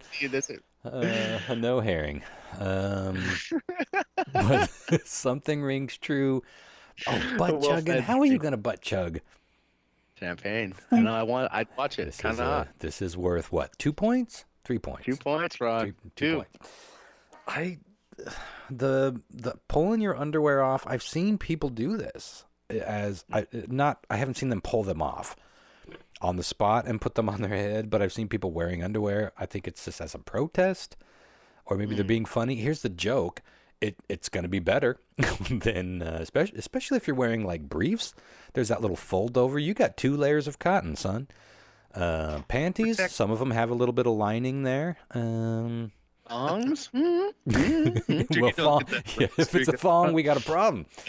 See, we got a CDC unapproved problem. I'm going to go with A. There's something ringing true about taking the old panaroos off and putting them on the noggin, and I ain't going to complain about that. Although, would that get you kicked off, though? Well, she wasn't necessarily. I mean, she was met by security. I don't know what her fate was beyond that. The cops didn't enter the plane. She was met by security when she tried to exit. I can't imagine that. Well, maybe that was the discussion. Is this a certified facial covering? If this was in front of me in my establishment under my watch, the panty plays. And not a thong. It doesn't even need to be shielded. Ladies. Doesn't need to be shielded. It just needs to cover the nose and the mouth. I'm going A. She panified that COVID cough, although that would be 2 A's back to back. You do that sometimes. Oh my! I don't fuck around. Sometimes I do 4 A's back to back. I just realized when you sent me. So Christopher has been sending me these. Once we get through the championship round, we got like 6 or so solid questions. I'll cherry pick some and put them in the comment just as like an extra little play along at home, kids that don't listen to the podcast. That was the first time I realized not that long ago you did an entire show that was all the same answer, and I didn't pick up on it. Yeah, sometimes I do that just to see what's going to happen. Okay. It's bold. Where are we at here? I got Ronster. I John hope Mark. it's B. I was whichever torn one was between the butt chug. A and C's, but I'm gonna go with the laptop porno. Laptop porno. 15 Kind of hot. Yeah, but what? Oh, Mark. Mm-hmm. Okay. What a weird move. Well, if you're going to kick me off, I'm going to probably go to jail now. Perhaps. I can't show minor porn. I'm guessing that's a law. No, you can't. It's illegal. Prove it. Maybe that's exactly what this girl just did. Because I'm not really. I'm not very well traveled. Yeah, you've never been on a plane. Yeah, so I don't know much about having your pets on, like as on carry-on. I don't think. I think you have to be. Animals. It has to be your anxiety pet. Yeah, but I'm not going to spoil this because this is what I envision in my head. Is that she's sitting there, and they tell her to put the mask on, and she'd be like, "But my baby can't. She's feeding." And she'd be like, "Every now and then I get a little bit tired. You're never coming round." It's just combining answers. What's happening here? Hairless. Every meow and then. You wouldn't get that type of behavior with men. Okay, I'll let it go. It's fun to do the voice. It sounds like Morty from Rick and Morty. I'm glad someone went with D. Me too. Well, we'll see. Warfield, what are you feeling? Brilliant work on this question here, Chris. I have no clue. I'm gonna have now. Then I'm gonna go with B. Gonna go with the butt chug bottle of champagne. I mean, you'd be sorry if somebody didn't, right? If somebody didn't, if it was that and you didn't go for it, I think you'd feel bad. Tell me this: do we have video evidence of this? Either way, it's too late to change my answer. But I wish we did. I really wish I had some. How you would do a butt chug? I mean, is that difficult? Like a kickstand? Listen, if she does yoga, she can get in that position. Upward, upward welcoming blossom. Upward drinking. And can you do a handstand between aisles and have your feet hold up from the airplane and then still jab that bottle in your ass? Butt chugging is really a thing. That's what I'm. Here's the thing, Lyle. I'd like you to, as I begin to read this next question, open up your phone and do a quick Goog for butt chug champagne and see if anything on comes airplane. Up. No, I'm not. No. I'm doing it right now. It's like, what? Fuck it. My search history couldn't get worse. Butt chug proof. It's funny. It's all dudes. Of course, it's all men. They're doing impossible things. Can you imagine a world without butt chugging? Without men, people wouldn't be putting champagne up their buttholes. Buttholes. That does not look enjoyable. Although, you'd get a little prostate stimulation. And they say that it is... I don't remember what the whole concept of butt chugging is, but it's supposed to be like... Straight to your bloodstream, baby. Yeah, you get fucked up. It bypasses your intestine. Yeah. Smaller hangovers. Maybe I'm making that up. All right, well, let's move on. Okay. Butt chugging. In honor of having Michael Warfield on the podcast, I have a Michael-related question, basically. Question 3 here. Chrissy Teigen. Did I get your answer, Michael? Did I not? Yeah, you went. What? Oh, yeah, he went with butt chugging. Butt chugging. That's right. Thank you. Yeah. I've been heavily medicating because of my back. Yeah. So apologies. All right. Question 3. Chrissy Teigen, who is a former supermodel, if you don't know, and now wife of John Legend, I believe. She recently told her most embarrassing celebrity encounter in an interview. And she shared that in 2015, she was at a Golden Globe party. She walked in, saw a man standing near the entrance in a tuxedo holding a glass of champagne. She went over and said thank you and grabbed it from him, assuming he was the waiter. She turned around and her husband's face was pale. And she's like, what? And he goes, do you know who that was you just took the champagne from? And she goes, no. And he goes, it was not a fucking server. It was this person. Who was it at a Golden Globes party? Michael Keaton. the only true Batman. He had to go back to the bar to get more champagne, and he said, I'm back, man. Oh, man. We should stop now. It's not going to get any better than that. Okay. Was it B, Michael Bay? Oh, but not the cool Batman.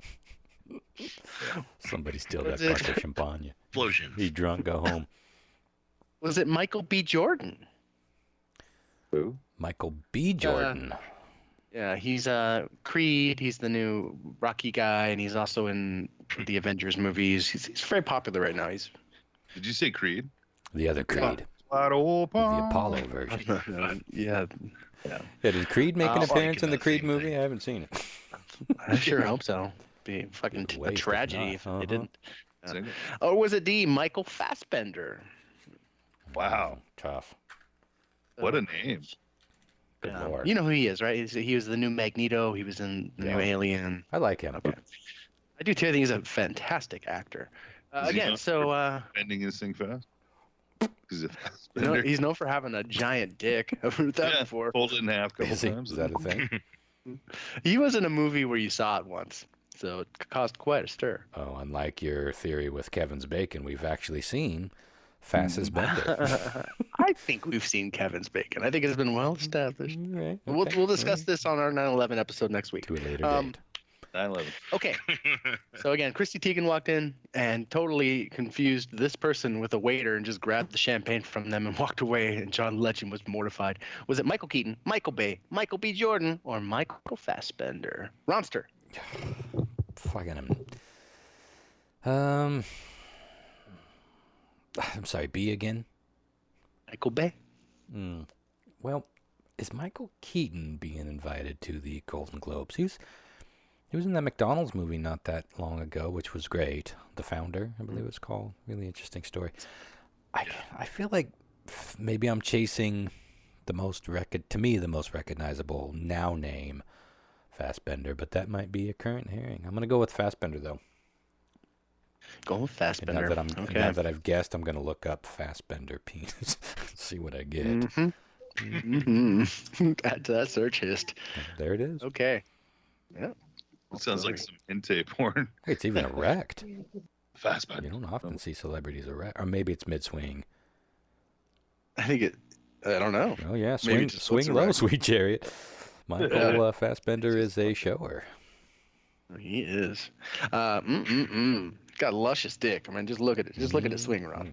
Well, can't bend her over without. Yeah, okay. Well, whatever. You cannot. Something or there wasn't. Okay, so Ronster went with Fassbender. Obvious reasons. Okay, John Mark? I'm going to go with Keaton. Oh, he's going Keaton. Interesting. He's going Batman.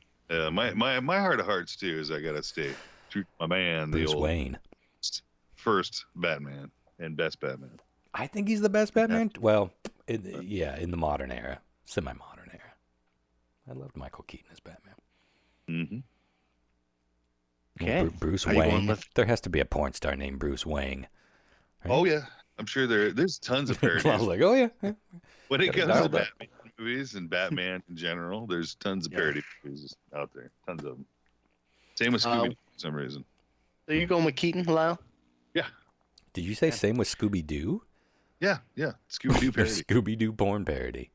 Yeah. I'd watch Velma. I'd watch Velma fuck. I'm sure there's dozens, hundreds. Wait a minute. Let's take a quick poll.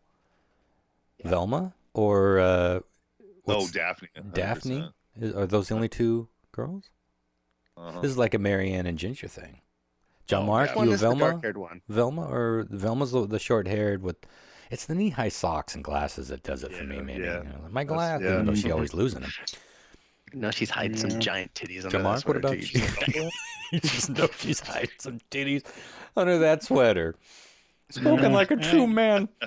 John Mark, are you a Velma guy or a? I probably have to say Velma. Yeah. That doesn't surprise me. I feel terrible. All right. Okay. I got Lyle with my. Where are we? Well, we got to get everybody's pick here first. Yeah. Where are we at? Let's see. I got Lyle. I got Lyle, you John Velma Mark, or Ron. Daphne? Daphne. For that. Michael? Oh yeah, Velma, because the tats. Yeah, that she's clearly hiding with that sweater. Turtleneck means trouble. Okay, sorry, Chris. Hijacked that, but that was important. I needed those facts. That was for certain. John Mark, I got Lyle. Lyle, you went with Michael Keaton, right? Did I get that correct? Yep. Okay. All right, Warfield, where are you going to go? I'm gonna go with Keaton because he's he's been in the biz for longer than the other three, hasn't he? Or yeah. Probably And so. that's true. And she'd probably be less likely to know one of the more classic Johnny actors. Dangerfield. Remember that? I mean, Mr. Johnny Mom was fucking mid-'80s, right? Yeah. I think, and by the way, I think I haven't seen it, but I thought he was in a very. He won an award for something, the Birdman or something. Oh, he's Not still too long ago, definitely. Yeah. He's still in modern things. Okay. Lastly, question 4. A 29-year-old man in New York got into some trouble with the law this year that ended with him getting tased. To the responding officer's horror. The moment his taser hit this man, he burst into fucking flames. Yes. And I mean, like all over his body, and he had to be entered into the hospital burn ward. Holy shit! He had horrific burns because of this. He's still recovering from this. In fact, what caused this ignition? What caused this man to burst into fucking flames when the taser struck him? Was it A, fireworks tucked into the breast pocket of his jacket that ignited? Oh yeah, always keep your black cats in your backpack. Kids. Was it B, gasoline he'd spilled on himself because he just filled up his tank? I can see that. That was my first thought, was that he had fumes of gasoline on him, yeah. Or meth. Was it C, hand sanitizer that he just doused himself with? Ooh. That's something. Yeah. Or is it D, wine that he was chugging out of a box in his truck that he had spilled all over himself? All right, I got to put on my science cap here. Okay. I remember about all those amazing things that men have done, figuring things out, ignoring any woman who ever did anything of any significance. Well, by that logic, would wine catch fire? Hand sanitizer. See, I'm thinking like wine and hand sanitizer, although alcoholic, it seems like their water content would dilute that alcohol strength. Gasoline was the first one that came to mind. Fireworks is a colorful option. I'm going to go with B, gasoline. But that does remind me of a time when my friend Jamie had a backpack full of literally black cat. Like, remember when you used to be able to get firecrackers in the giant rolls? I mean, like the big rolls. He had one in his backpack. One of his dipshit buddies at a show, at a club, gently, as Jamie was wearing the backpack, gently pulled out a fuse from the roll and lit it in the middle of the club, and it was a spectacular story that will be told till the end of time. But sticking with gasoline. Wow. Seems most likely. Sticking with gas. Fumes. Okay. Yeah, I bet that would be a shock for a copper who has fired probably a few tasers in his day. I'm like, well, never tased me a vampire before. The fucking vampires? That's totally what I would think. Like, fuck. Okay. John Mark. I'm going with the hand sanitizer. Oh, yes. You know, they have pushed. As I was analyzing it, I was thinking they have pushed the alcohol content in the age of COVID. Not so much for it to be more effective, but as a selling point. Like, well, if 73% alcohol is this good, then imagine what you push that to 80, 90. Oh yeah, that's definitely gonna fucking catch a flame. That would be napalm too if it was in jelly form. It is kind of like napalm, and it would burn like that. Interesting. Up to a point. I think freshly applied it would. Yeah. After like a while, I think it would probably dissipate, and evaporate the alcohol. Yeah. And then leaving you with the gel. But I think like a fresh, nifty splash. Just swabbed. A little behind the ear, right before you got out of the car to get arrested. Yeah. Well, I'm going to jail. I better make sure I got a thick layer on before they can me in the honky. Yeah, one of the filthiest places on earth. So yeah, I'm gonna go with hands. All right, liar. All right, liar. Hands in Tassie. All right, Warfield, what you got? Okay. So this is my thought process. So he's cited by the officer drinking wine in his car, and he's all like, "Hey, you," and then maybe startled him and spilt some, and then like he's getting hostile, and then I've been there. Day. Swinging his box of wine. He resorted to using it. Disturbed me in my frenzy time. You spilled my wine, dick. You'll pay for that. Correction. I'll pay for that.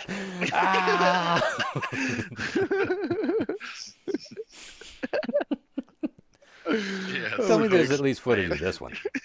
I wish I had that too. Yeah. Except it ended tragically. Yeah, true. Warfield's going with box wine. Wait, did he die? No, he's still recovering though in the hospital, from what I can gather. Yeah. I wonder if he got out of whatever he was in trouble for. I don't think the law usually works that way. Yeah, time served in the hosp. Yeah, they don't care about your shit. To turn it dark real quick, a friend of mine, there was a really tragic story here locally. God, at this point, about a little more than 10 years ago. Fairly young guy was super drunk and flying his motorbike up a street, and he blew through a stop sign and hit a truck and killed him instantly. His girlfriend actually lived right next door to me at the time, and they all went, they'd heard about it, and they went, they were all drinking, but they got in their car and drove right down the street to where it happened. And she was trying to get to him, and the cop actually arrested her once she got out of the car because they smelled booze on her, and they gave her a DUI. So her boyfriend's body was literally laying on the street with a fucking towel over it on the road, and they gave her a DUI. That's brutal. That is fucking brutal. I get it, but it's brutal. But the cops, they don't cut you no break, even if they set you aflame. Crazy. That's rough, man. Okay, let's go over the answers and see how we did, guys. Question 1, a new study has shown that these people tend to spread COVID at a much higher rate than the average person, and we were talking about people who frequently speak loudly. Oh, no. It's kind of the more obvious one there, but yeah, I mean, it kind of makes sense, right? You kind of nailed it. Yeah, nobody got that one. All right, question 2 was worth 2 points. Thanks again to the lovely TJ for sending this over. And per usual, if you find something you want me to turn into one of these wacky stories, please email me at christopher.bizarre@gmail.com. Okay, the New York Post broke a story, a great story, a really wonderful story about a woman who caused a bit of stir on a Delta flight from New York to Atlanta. Now, the woman had her cat with her, guys, her hairless cat, and she gently lifted up her shirt and began to try to get the cat to suckle her teat. Now, the cat did not like this at all and screamed bloody murder. A flight attendant came and asked her to please stop doing this. She refused. It continued the entire flight. Wow. Can you fucking believe this? This is the world we're living in. The cat's just like, why, meow? It's like, what was the reasoning? Mental illness? Or oh, that never was addressed in the story, unfortunately. But what a visual.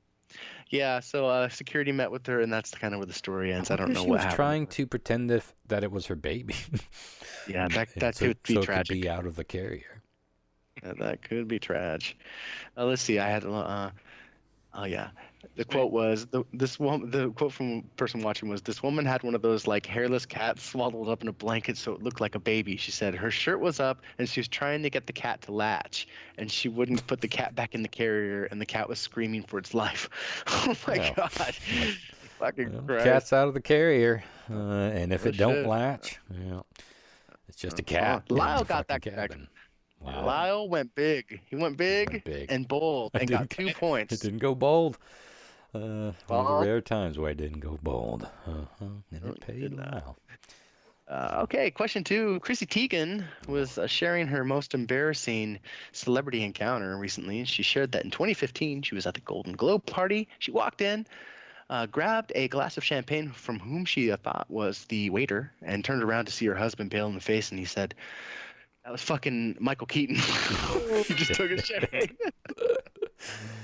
You put the wrong kind of vest on a guy, and he will look like a busboy waiter. Like the hell? For sure. Uh-huh.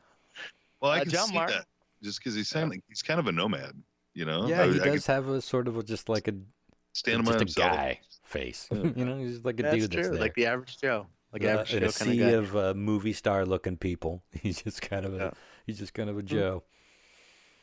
John Mark Lyle and Warfield got that correct for a pop, which puts Lyle at a lead 3-1. TJ, your work is not being rewarded as of yet. Isn't. It is not. TJ might be the most unlucky player of News Quiz. She's been in it a lot. Fair. She's never made it. She's never made it to the grand championship in the sky there. Or maybe she was in the championship. I got to minimize Michael Fassbender's cock out of my peripheral before I start questioning things. It's auto maximized. You know what I'm saying? It's quite a sight. The whole physique, attaboy. Oh, good for him. Good for him. Question 4. It's no crippler, right, Lyle? But I didn't Google. Take a look and you tell me. He's like, that's all right. I'll take your word for it. I'm good. Yeah. We'll see what happens when you take on the throne. I'll pass, man. Okay. Question 4. A 29-year-old man in New York got into some trouble with the law this year, and he ended up getting tased, and to the officer's horror, why is that word so tough? He burst into fucking flames, just ignited. And the cause of this was he had just doused his body in hand sanitizer for some reason. Mentally. I bet he got some of that like real good shit that some of the 98%. local, like the like the health food stores are made from fucking tequila. little Everglades. John Mark and Lyle got that correct, which puts Lyle in a commanding fucking lead tonight. Ass. Well done, sir. Thank you. Well done, Lyle. You have won, and you're playing for Luke, Karen. So Luke, I'm moving you over to the next championship round, which will be next podcast. Nice. So we look forward to that. Michael Warfield, I can't thank you enough for joining us today, sir. I'm sorry you didn't win, but it just makes you eligible to come back and do it again soon. Thanks, Mike. Not a problem. Congratulations, Lyle. Yeah, we appreciate you joining us, Michael. And once again, that podcast that people can look you up. What's the name of it? It's Members Talk or Member Talks. Member Talks. Mm-hmm. Members Talk was one we were going to do, right? And look for the episode starring Michael Warfield. You can hear them talking biz. It was a captivating talk, even though it's a world I am not interested in pursuing. I'm definitely fascinated in how this all goes, and you guys kind of have your own industry way of talking, so it's a fascinating podcast, and we definitely need to get Rob back on the show. Maybe we'll have the two of you on the show for another round. Maybe next Halloween when we get closer to the spooky season, we'll have you guys on to just talk all the weird shit about death. It's a fascinating topic, and it's a fascinating industry to work in. So, speaking of Michael Warfield, how'd you do on that news quiz last week? Oh, last week, actually, it's funny because I was re-listening to it earlier today, and I kind of stalagmite to myself because I had listened that far, and then I stopped at the album reviews because I haven't listened to any of them, and I have been following along with that, and that's been a lot of fun. Oh, okay. And so I'm not sure. I might have got one right, but Okay. I couldn't tell you. Interesting. The tough one. Yeah, it was a good one. I thought I had a good time putting that together. Yeah. All right, guys. Well, that was great. Thank you so much, Mr. Warfield. And if you want to be in, if anyone else wants to come on and do this, I've had a few people chime in saying they want to get in. We just haven't scheduled it properly yet. But send us a message, leave a comment on the post, and we'll start getting you in here. Yeah. Thanks, Michael. We'll talk to you soon. Yeah, thank you. All right. Well, should we get on to a little bit of feedback and get her on out of here? Let me give me a quick break and I'll be ready for that. I can get a splash of whisk. Get a splash of whisk. I miss the whiskey and the rye. Tasty, tasty whiskey. I miss cigarettes more than anything. They have some, apparently, like, I haven't tried any of them, but apparently they have some pretty tasty and non-alcoholic whiskeys and spirits. Oh, I finally tried one of those. Yeah? What'd you think? I think they're getting pretty close. Now, I only had one, and there's, like near beer, some of them are like, wonky, and then some of them are like, damn.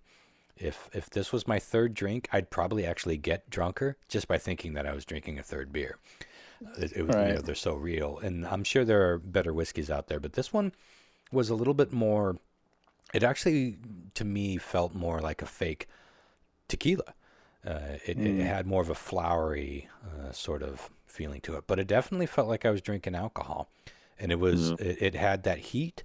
They got the heat right and that spice, and that's what. Because I feel like that would be like the hardest thing to do would be to get that burn. Like that burn. It wasn't really so much a burn like the alcohol, but it had heat. It had spice to it. It's hard to explain, but I wish I knew which one I had.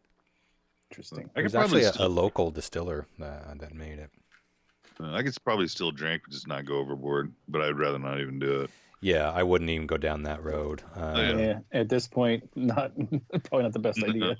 Yeah. Well, what it'd do is just give me the urge to want to smoke, and then if I smoked, it'd be all over. Yeah, I've weaned myself off booze once again significantly because it's so easy to just get carried away. It's like, well, 1 leads to 2. 2's good, maybe 3. But if you have 3, you're gonna have 4. That's true. If I stop at 2. I stop at 2. And it's not like I'm not an alcoholic in where I just drink and drink and drink and drink.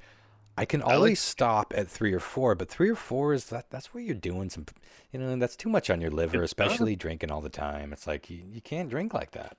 Even though you're not really getting drunk, it's too much booze on your system. It's like that classic quote, 1 martini is all right, 2 is too many, and 3 is not enough. Mm-hmm. Mm-hmm. It's a dangerous drug. Yeah, it's been 3 years, man. It's the king of the gateway drugs. That much I can tell you.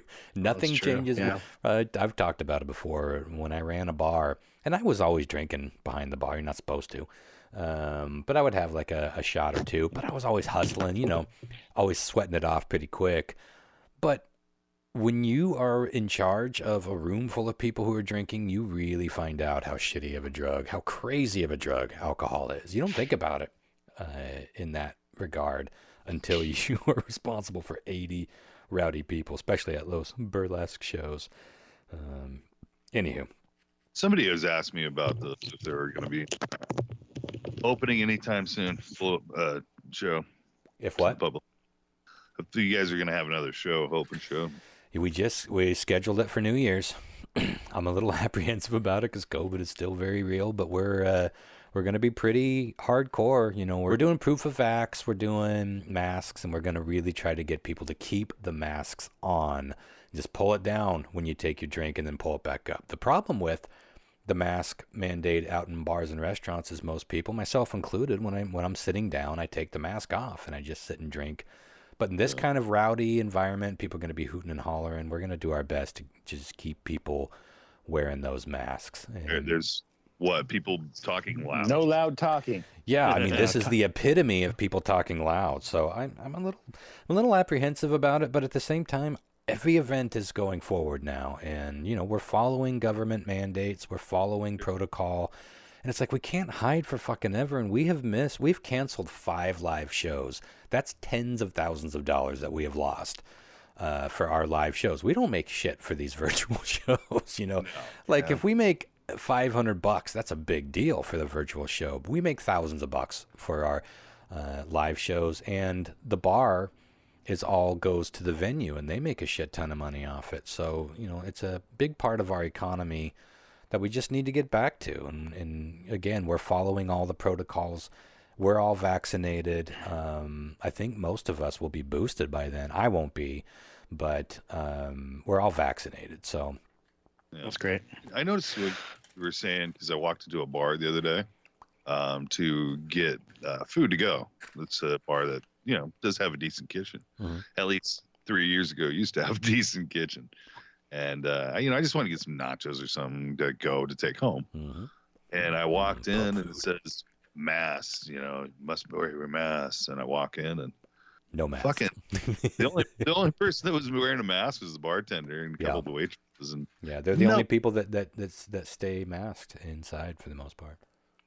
It's the staff. Yeah, it's weird. But for the most part, oh, is it? Oh yeah, people stay masked.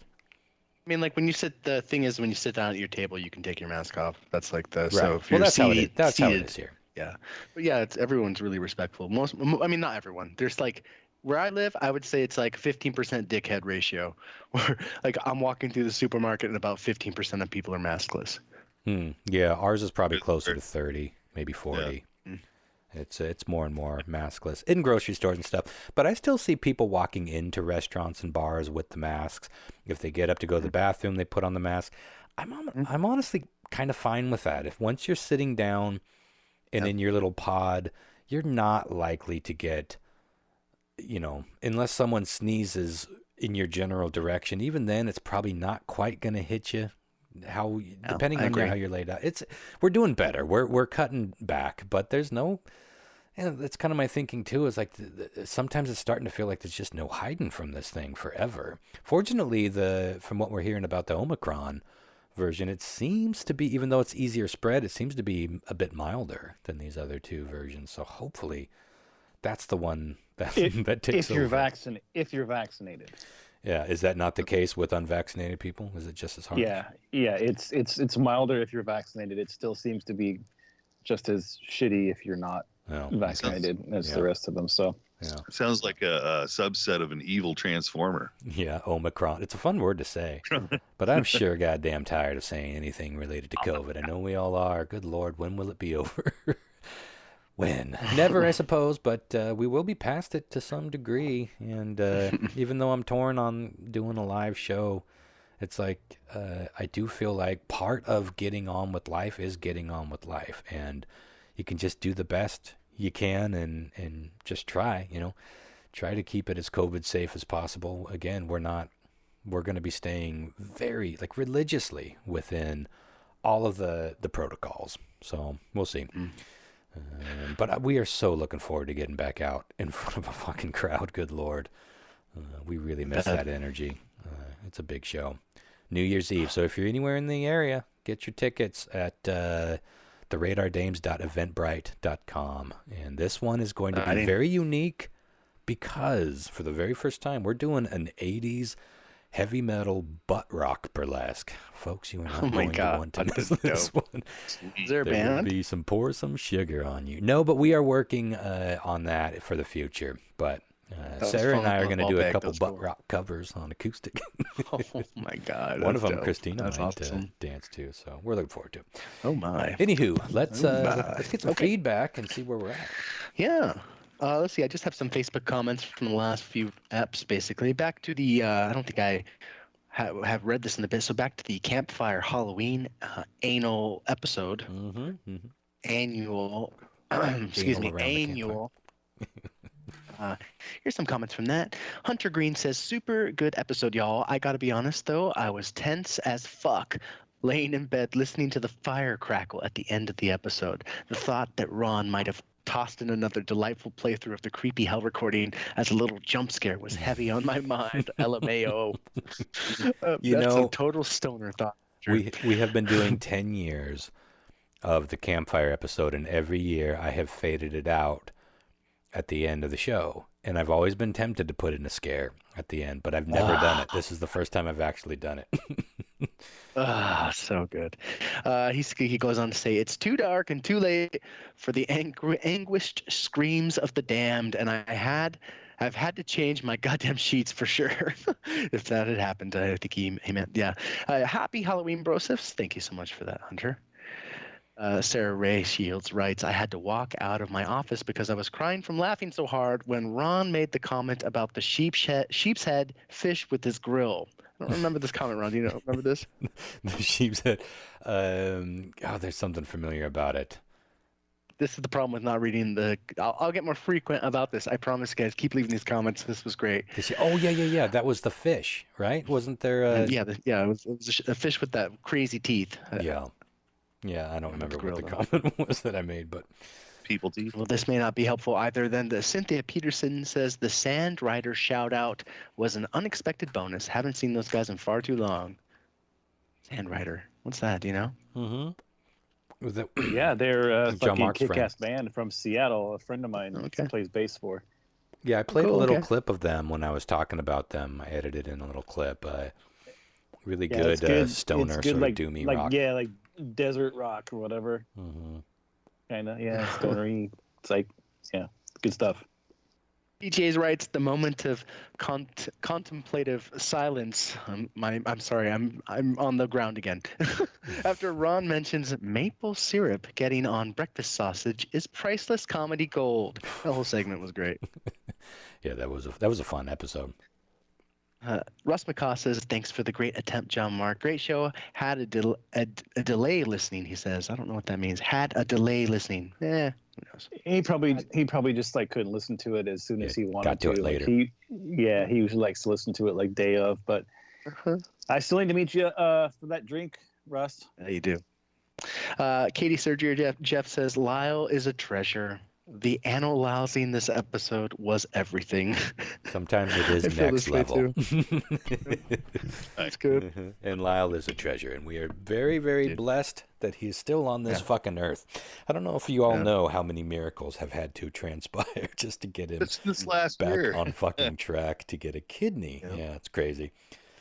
On the most hated bands episode, Sarah Ray says, kind of bummed the band I was thinking of didn't make the list. And I think it was, she put a little gif about Hoobastank in there. So that would have definitely come up on the worst names of all time. Right? Like, like who has a worse band name than Hoobastank? Limp Bizkit. Limp Bizkit is pretty bad. Pretty bad. I've read so many things online. I'm a big, obviously, you guys know, I'm a huge King Gizzard and the Lizard Wizard fan. Nope, never heard that out of your mouth before. I have heard I've seen so many comments about people that are like, I saw that name and I was just like, blah, blah, blah, and I was like, well, it's kind of a weird name. It's a long name, but it's like not that.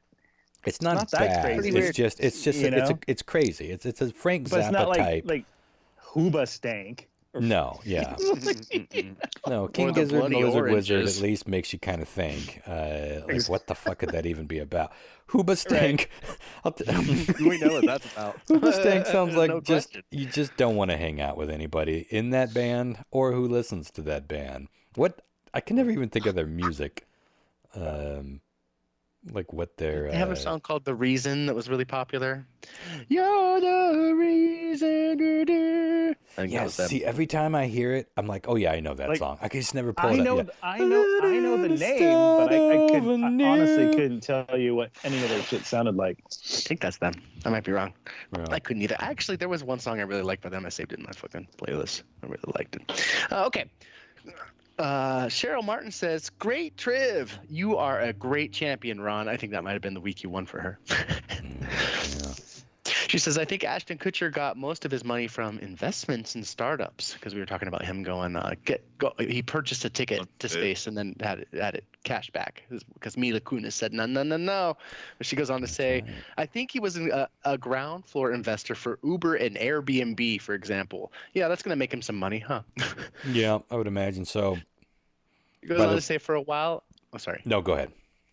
He says, for a while, a few months ago, I couldn't watch anything on Hulu and possibly YouTube without seeing his ads for Acorn, which is an investment app. Turns out Kelso does pretty good. Yeah, that's true. You know, a lot of these guys do have side. It's very smart, because how many celebrities are at the top of their fucking game? They're in every movie. They're in all the hot shows.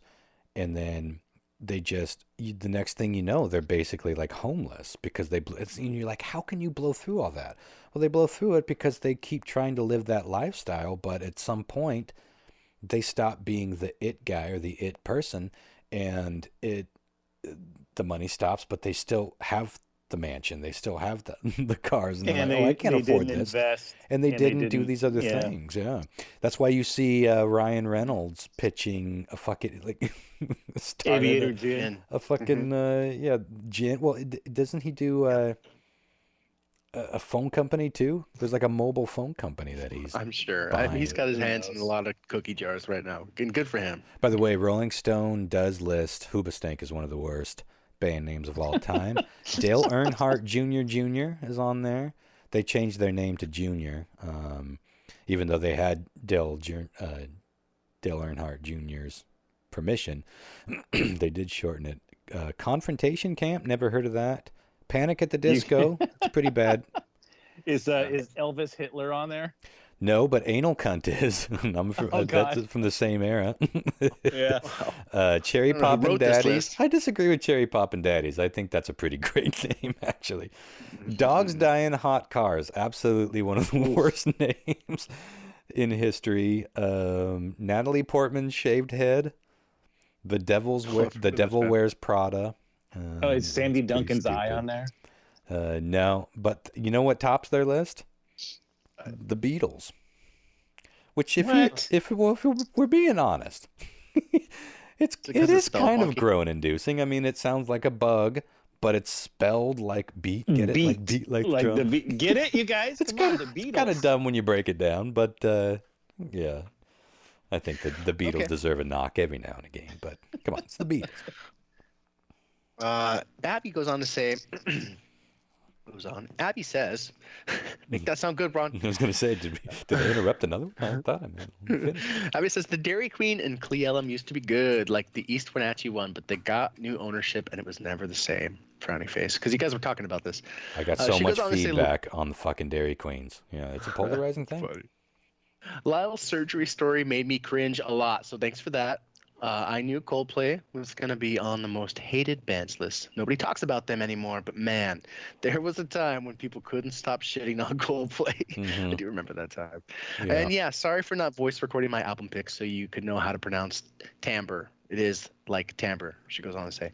Fun fact, though, their first album was called Cedar Shakes, and they sing their band name in a song on that. But that album is not readily available. That is helpful. Sade should have done the same thing, so we wouldn't have all called her Sage for no shit for a decade. Mm-hmm. Let's see. Katie says, I was screaming you too while listening, thinking about how bitter I was when they put that bullshit on my phone. I'm excited to hear your thoughts on my album pick. And I'll move on to the next episode. We got a few. When this was on the fun, freaky, filthy food facts. Sarah Sims says, I could listen to you guys talk about food all goddamn day. I put the goddamn in there. Sorry, just felt like it needed to be in there. All goddamn day. Mm-hmm. I vote you switch to a foodie podcast. I can get behind that. I think we all, I think this happened off air, but we did sort of, I think it was John Mark's like, there could be some. I think there's something here, man. Something to that. I think there could be something here. A spin-off once a month. We do a little food, if only a segment. But sure. I mean, album pick club, we just change it to food pick club. Mm-hmm. It's just like that could be our bonus egg. Yeah. She says, and this is one of my favorite parts of this episode. Thank you to everyone leaving these comments. I got to hear some of these poor food things that you had as a kid.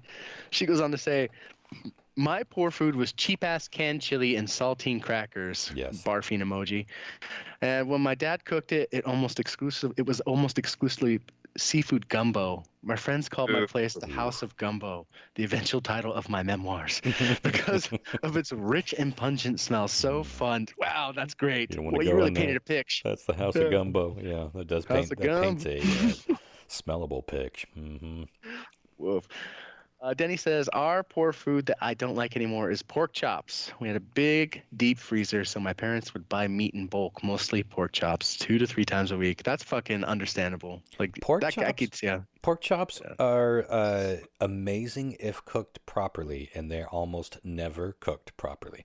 I think most of us who grew up with our parents cooking pork chops were like, "Oh, great, rubbery, tough, super salty." I can do it good. Ham steak good for you. I was probably in my 30s the first time I had an amazing pork chop, and I was like, I didn't know that this was possible. Honestly, it was the same way with steak. I didn't care about steak. I didn't know that my dad was overcooking that shit by tenfold. First time I had a medium rare steak, it was like, it troubled me to see that much red, but I'm like, this world without medium rare steak. Imagine a world without men cooking steak. It'd all be well done. Medium well at best. Oh, sorry. Go ahead, Lyle. When you have to add product to a steak, you cooked it wrong. Exactly. That's exactly that's your metering. That's your measuring stick right there. Exactly. Salt and pepper. That's all. Salt and pepper and just a little bit of that. If you're reaching for the A1, God bless you. You fucked your steak. And it's easy to do. It's so easy to fuck your steak. It is dialing that shit in. You watch it like a sleeping newborn the first night you bring it home, as if it's going to destroy itself. You can't take your eyes off it for a second. It's down to scientific measurements, and you pull it out before it's done. Much like cookies. Cookies are the same thing. I didn't appreciate cookies as much until I got older and started making my own. You got to pull them fuckers out when they are still raw as shit, because they continue to cook and all come together right there on the counter as it cools. Same thing with the steak. I was going to do that tonight. My mouth is watering. That's what people were telling me about that food show. Every time we talk about food, even if it's the gross food shit, people just love hearing about talking. We got to do it, you guys. Talking about food. Katie Surgery Jeff writes, I laughed way too hard at Special Ham. Just tickled me. Special Ham was pretty fun. I did think it was Special Ham for a second. I bought some Special Ham this weekend just because I think probably thinking back to that episode, and I was like, oh, fucking look, I'm buying tasty. I've had two people, by the way. Buy some Special Ham. 2 people have requested How Bizarre T-shirts that have the Sporce can on it. Well, that's not legions of people, but that's more people than we've got requested anything else. Let's fucking do it. Let's get that fucking artwork done and then put up on the old TeePublic. And our Ben just reached out to me and said that he would still pay good money for some products, especially of the wearable kind, with Tales from the Space Pod logo. Yeah, that'd be nice. It wouldn't be hard to put it up there. I just, I hate that we put those shirts up and they're like $24 or something, and we get like $2, whatever it is. Yeah, we don't get shit. But people, it's one of those things where it doesn't cost us anything, and people are wearing our advertisement. You got to look at it that way. But yeah, it's definitely not a money maker. But and it's not that. It's not quite that bad. But it feels that way when you're like, those print on demand things. They don't pay a shit. Yeah, it's impossible. The ham can on a trucker's cap would be fucking gold. You're right. Mm-hmm. Oh yeah, that would be great. Let's see. Jeff Hall says, Lyle refusing to do the triple points as requested is killing me. I almost choked. That was a fucking great. That was like a top 10 moment of our podcast. We got so many comments on that. That was so good. It wasn't him refusing to do it. No. It was he genuinely couldn't recreate it. It was like this kind of sweet Lyle moment where he just couldn't do it. The effect was partially to blame because we never knew what it was going to do. The scatter effect? Yeah, that's completely triple points. The first one was perfect. Triple point. Yeah, then everything else was like triple triple point. And then I was just like, you're gonna get 3 points for this one. I was just like, there's like a little bit of silence, and I was like, what do you want? Yeah, it was good shit. Ron says, listening now while working. Thanks for helping me get through this Monday. I feel that way about podcasts too. I get it, Ron. Yep. Jeff says, hey, I had commented before you even posted this. Do I get back into News Quiz roster? People are ready for the reset. I think it's time. It might be time to move to season 2 because I'm getting to the point where it's getting hard to grab people that haven't already won. No.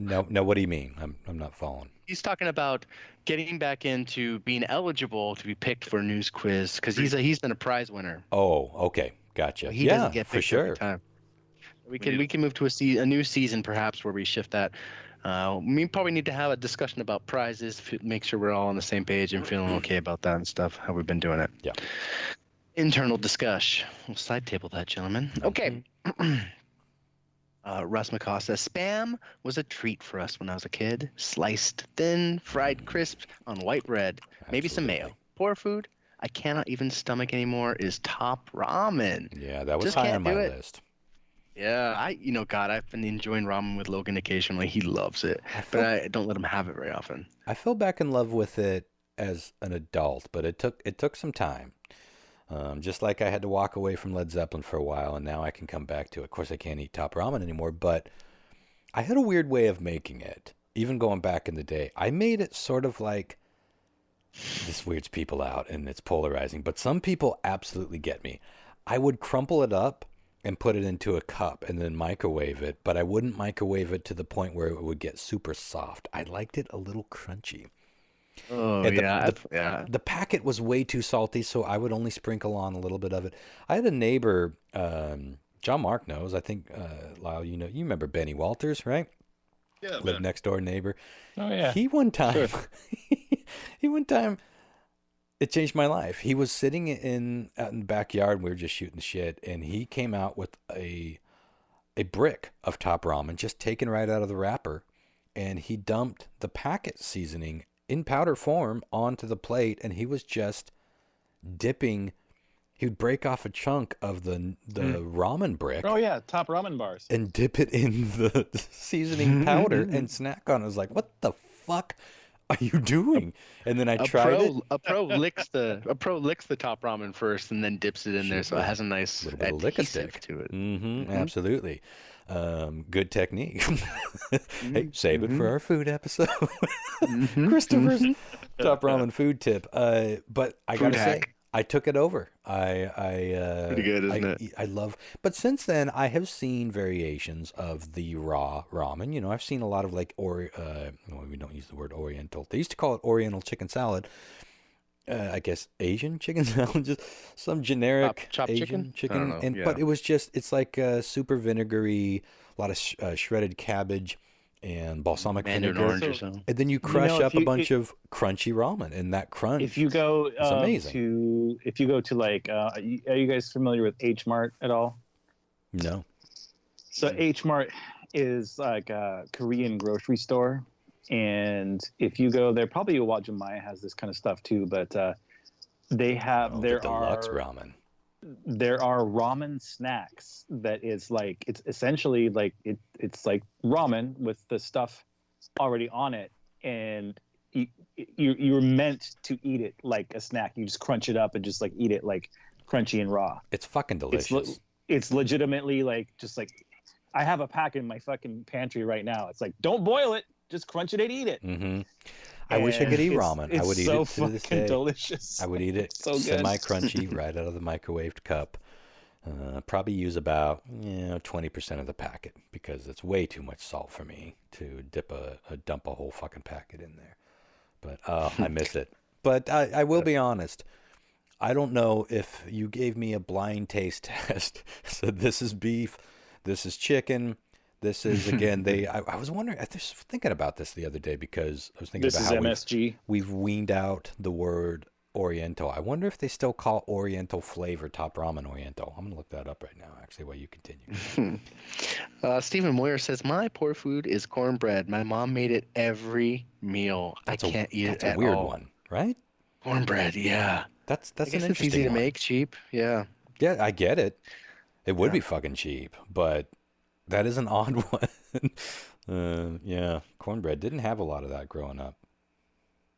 And I did want to read the comments from this last week's show. I had a lot of people reach out and had just really nice things to say, and it really meant a lot to me. I really appreciated it. The comments, everything. It was a really difficult time for me, and I'm still finding my way through it, but I was really glad to be able to share that story, and it felt important for people to hear to me for some reason, just like how crazy what's going to happen when your mom or dad dies is going to be like, and to fucking have those conversations with them and be like, don't put me through something, like selfishly, I know I'm going to miss the fuck out of you, but don't, I know you wouldn't want this. Yeah. My dad would not want to know what I'm having to do. He would be devastated. Like, I just know he would. But anyways, so I'm going to read some of the comments here. Katie Surgery Jeff says, great show this week. I have another friend who also lost her dad the same week as Chris and is experiencing the same shit of trying to become the executor without a will in place. Definitely eye-opening. And me and Mr. Surgery Jeff, which she actually wrote out, and I will definitely be getting our wills drawn up soon. Chris, I can't wait to hear what treasures are hidden in that safe. Also, thank you for giving my record pick a chance. So that was cool. Guys, still there? Yeah. Should we make a show about that? What's in the safe? Where we all get we definitely are going to need closure on it. There's no question. No. Gonna be a fucking note from Carol. Sorry, bitch. Dad owed me for groceries. I think it was Mary. Yeah. Yeah. Sorry, I have to transition to the floor. Just a second. Pain hurts. It'll hurt him.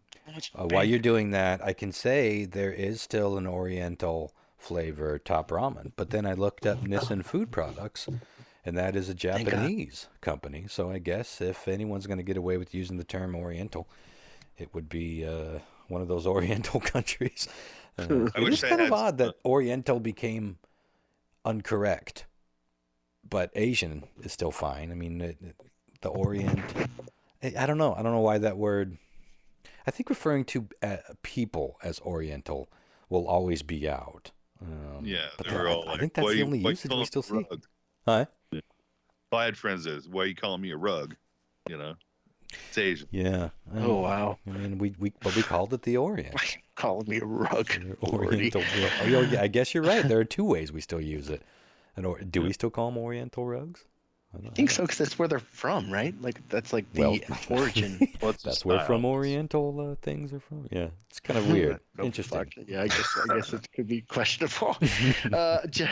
Jeff Hall says, sorry for your loss, Christopher. I have already started on a will as we recently went through the loss of my stepmother. She had all her stuff planned out, and it took forever, and there was so much work involved. Thank you, Big Sis, for handling most of it. Amen, man. I bet you made a lot of people sit down and at least make a plan to make a will. I would guess you made at least 100 of our listeners sit down and think about that. I mean, it made me think. Even just to talk about it with their loved ones is, that's a godsend. The seed. Mm-hmm. Sure, I've talked to my parents about it. My dad's not. He's like fucking 15 years into dialysis. He doesn't have much time. Yeah. And nobody knows what he wants, where he wants to go when he's buried, Damn. So it's like you need to sit down as a family. It's so important. And talk about it's something we don't ever fucking think about. No. Jacob Roberts says, really good show, Christopher F. Hart. Sorry about your dad. Really interesting quiz this week. I really enjoyed that quiz as well. Thank you, by the way, Jacob. Denny says, thanks for getting me into the championship, Ron. I'm very sorry about your pops, Christopher. That was cool. Yeah, Denny's in there. Pulled Denny in for a chance at some goods. Luke Karen writes, touching show this week, guys. My condolences to Chris. Makes you take a step back and think.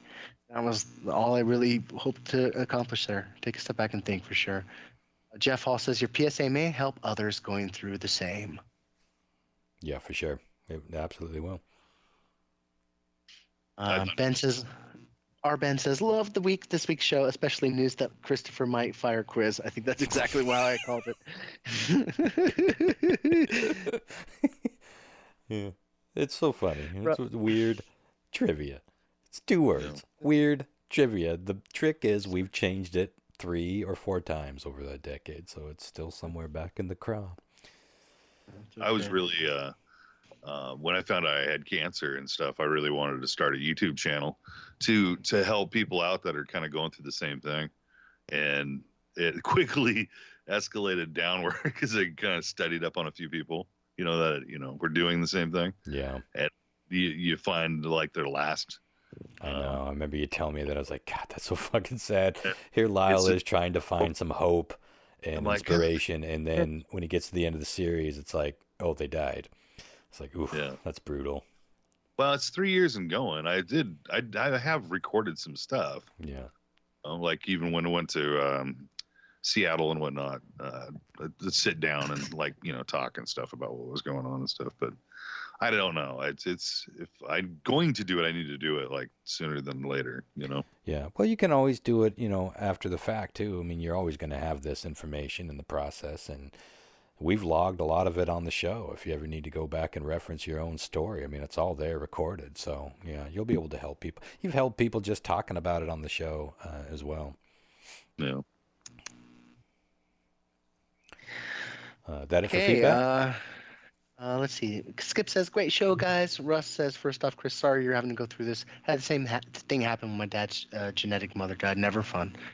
Goes on to say a couple more things there. Abby says, as a lefty, I knew the answer to that left-hander thing because I read a lot of those facts about lefties lists. Well played, Abby. Way to be prepared. That's all I got for now, but they keep leaving those comments, guys. This is really great. I'll start bringing maybe a little bit after each show. Yeah. Not that, these are getting any shorter. I know, it's like, but we have missed quite a few weeks, and we were talking about this off the show. It's, we're trying to dial in. It's a question of schedule and just trying to stick to a similar, at least narrowing it down to a couple of days. And we've all been guilty of playing loosey-goosey with it. So it's no one's fault. It's tricky. We do want to keep the weekly shows going best we can, but I'm telling you, man, I want to get on some of this live stream shit. And what I like about that is that just by the nature of the presentation of it, it won't be something that would be edited as much as the shows that we do on the fly here. It'll be more of a steered thing the way that I envision it. And a lot more commentary on playing videos and commenting on stories. And we'll play some shit and audio clips and then comment on that, play some games. Adding that into the equation would take, I think, one or two of these monthly shows or weekly shows off the plate in a way while still creating content. That would work for audio, for those of you. I know a lot of you still just want to hear the audio version. You don't want to watch the video, so we'll dial that in.